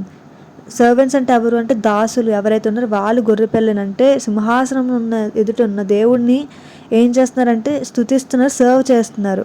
They shall see his face, ఆయన ముఖకాంతిని, ఆయన ముఖాన్ని చూస్తున్నారు. And his name shall be beyond their 4 heads, ఆయన నొసల మీద వారి యొక్క ముద్ర ఉంది, ముద్రించబడి ఉంది అంటున్నారు. అంటే ఇక్కడ ఏంటంటే నేషన్స్ హీల్ అవుతాయి. నేషన్స్ అంటే ఎవరు? నేషన్స్ అంటే మొత్తం ఉన్న 12 మంది ఎవరైతే ట్రైబ్స్ ఉన్నారో ఆ ట్రైబ్స్ ప్లస్ మనం ఏదైతే రివర్ ఏదంటే ఒక ప్యూర్ రివర్ ఆఫ్ వాటర్ అని ఉంది అండ్ ట్రీ ఆఫ్ లైఫ్ జీవ వృక్షం ఉందని చెప్తున్నాను. అంటే రిస్టరేషన్ ఆఫ్ లైఫ్ అనమాట. ఆయన దాసులం ఎవరంటే మనం ఆయన దాసులము. అయితే తిరిగి యథార్థ స్థితికి మళ్ళీ వస్తాము, రిస్టరేషన్ అవుతుంది, రీకౌన్సిల్ అవుతాము అని చెప్పి దేవుడి వాక్యం చెప్పబడుతుంది. ది రివర్ ఆఫ్ లైఫ్ ప్రకటన గ్రంథం 22 అధ్యాయం 1-4 వచనాల్లో ది రివర్ ఆఫ్ లైఫ్ అని చెప్పినాడు. జీవ జలపు ఊట.